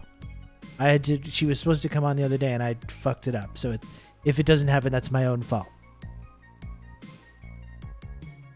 But that's tomorrow. Did you see the lady complaining about Yale renaming the Israeli couscous salad? I saw someone mentioning that in the chat earlier today. Wow. Okay, Rob. Seriously, wow. Oh my goodness. Oh my goodness, Sam.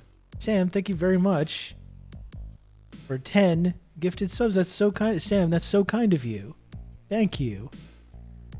Oh my goodness.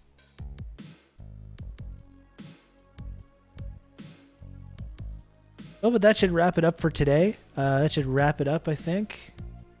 I think I'm about ready to pack up shop for the day. So thanks to everyone for tuning in.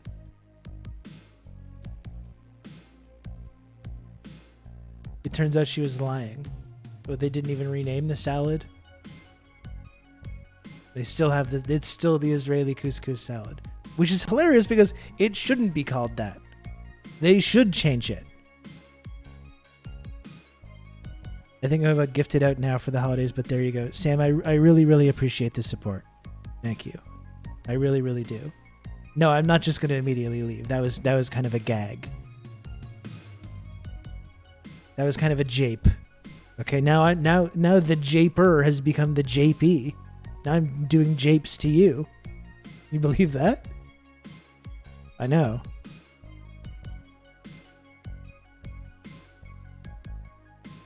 That's the kind of wacky stuff that can happen on here.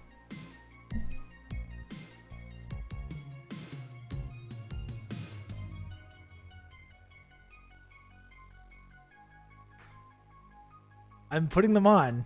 There's still one sub to go. I'm not putting... Someone's going to leave Sam out to dry like that.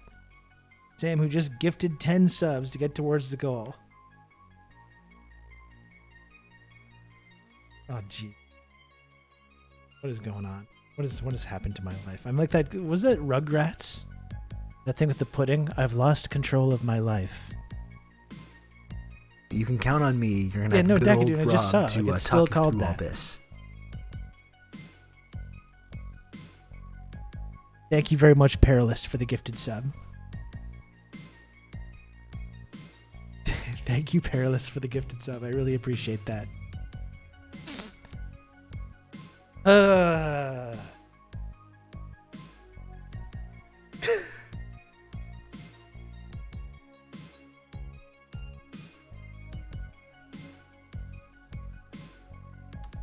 There we go. How do you feel about this? Are you happy? No, it's not for the next week. This is a one-time deal. This is a one-time deal.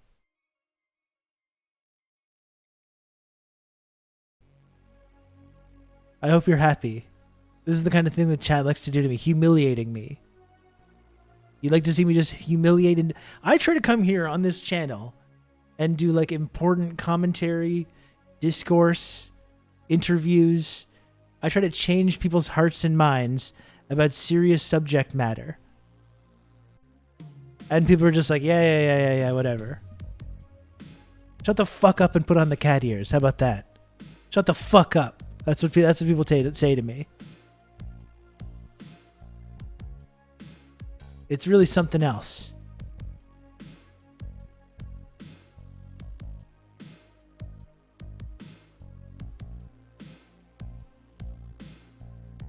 Oh, you have like a rotating guests of different like international journalists and academics and analysts and all kinds of interesting people. Yeah, okay, whatever. We don't care. Once you put on the cat ears, it'll only be a couple months before you're selling Gamer Guy bathwater. Yeah, just lick eggs and put on cat ears. This is what the chat wants. And do weird dances. You do weird dances.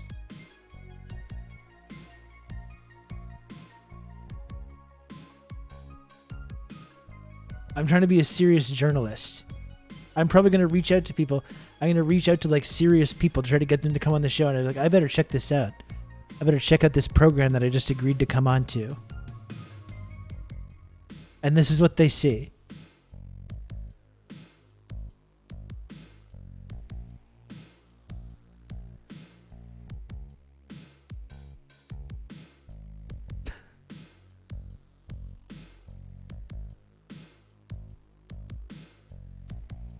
Make sure the guests have matching cat ears. It would be funny seeing like Vijay Prashad in cat ears. That would actually be very funny. I think Brokaw on his star.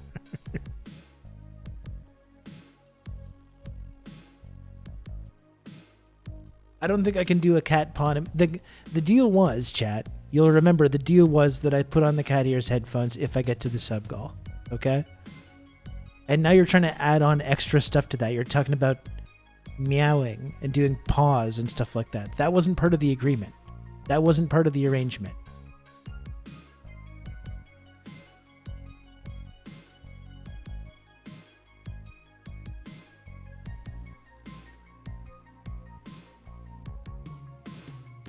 We get to 40 subs. You know, maybe we could talk about that then.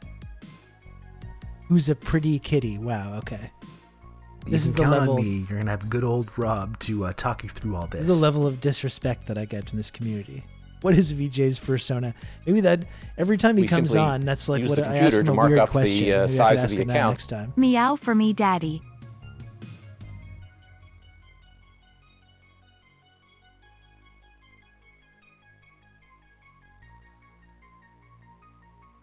Thank you, Risk Inverse, for the gifted sub. And thank you, Brian. Or, sorry, excuse me, Barry. But who's Brian? I don't know. Who's that? I don't know who that is. Thank you, Barry, a.k.a. Lenin's Lament, for these 700 bits. I just had like an out-of-body experience when I saw the image of myself on the screen with the ears and with hearing the text-to-speech saying, meow for me, daddy. I just had a fucked up, like, disassociating feeling.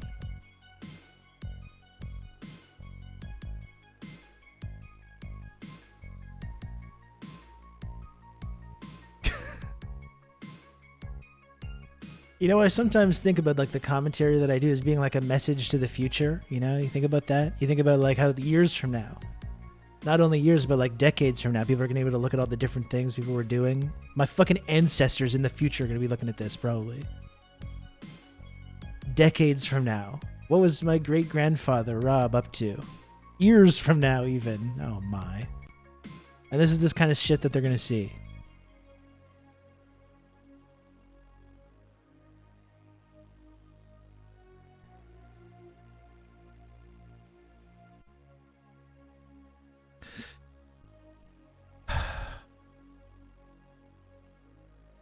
Meow.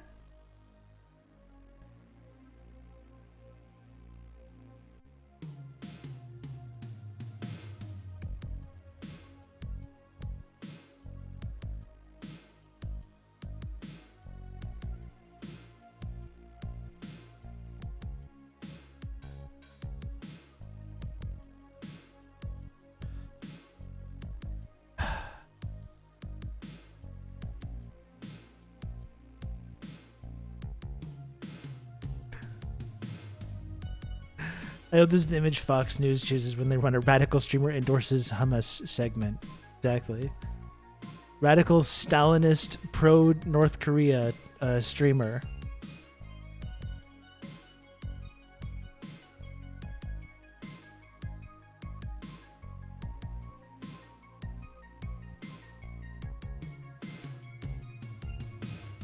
Good lord. Absolutely ridiculous.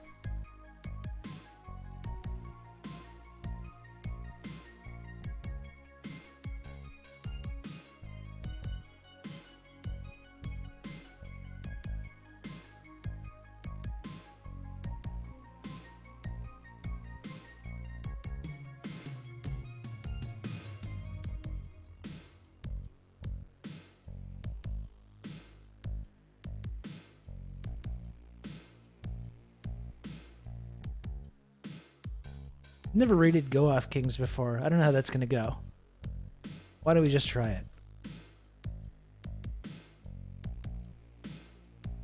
Some very funny folks over at the old Go Off Kings stream. They're doing some kind of big 12-hour thing right now I just saw.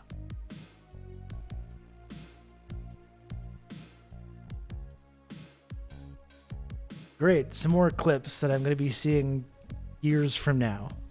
No, that's good. In 500 years, when communism has finally won, your descendants will know you helped them win the future and that you looked fantastic while doing it. Thank you, Sam. I do really appreciate the support, Sam. I really do. Thank you. So that's all for today, folks. I hope you're happy. We accomplished a lot today. We talked about 90s films. We had some serious discussion about the Israel lobby.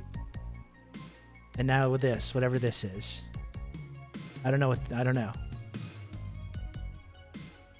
This is just a Tuesday for me. Just a day ending in Y.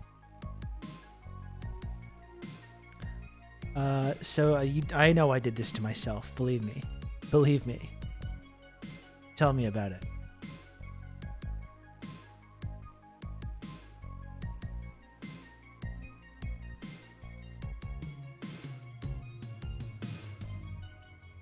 Thanks again, folks. I'll see you tomorrow.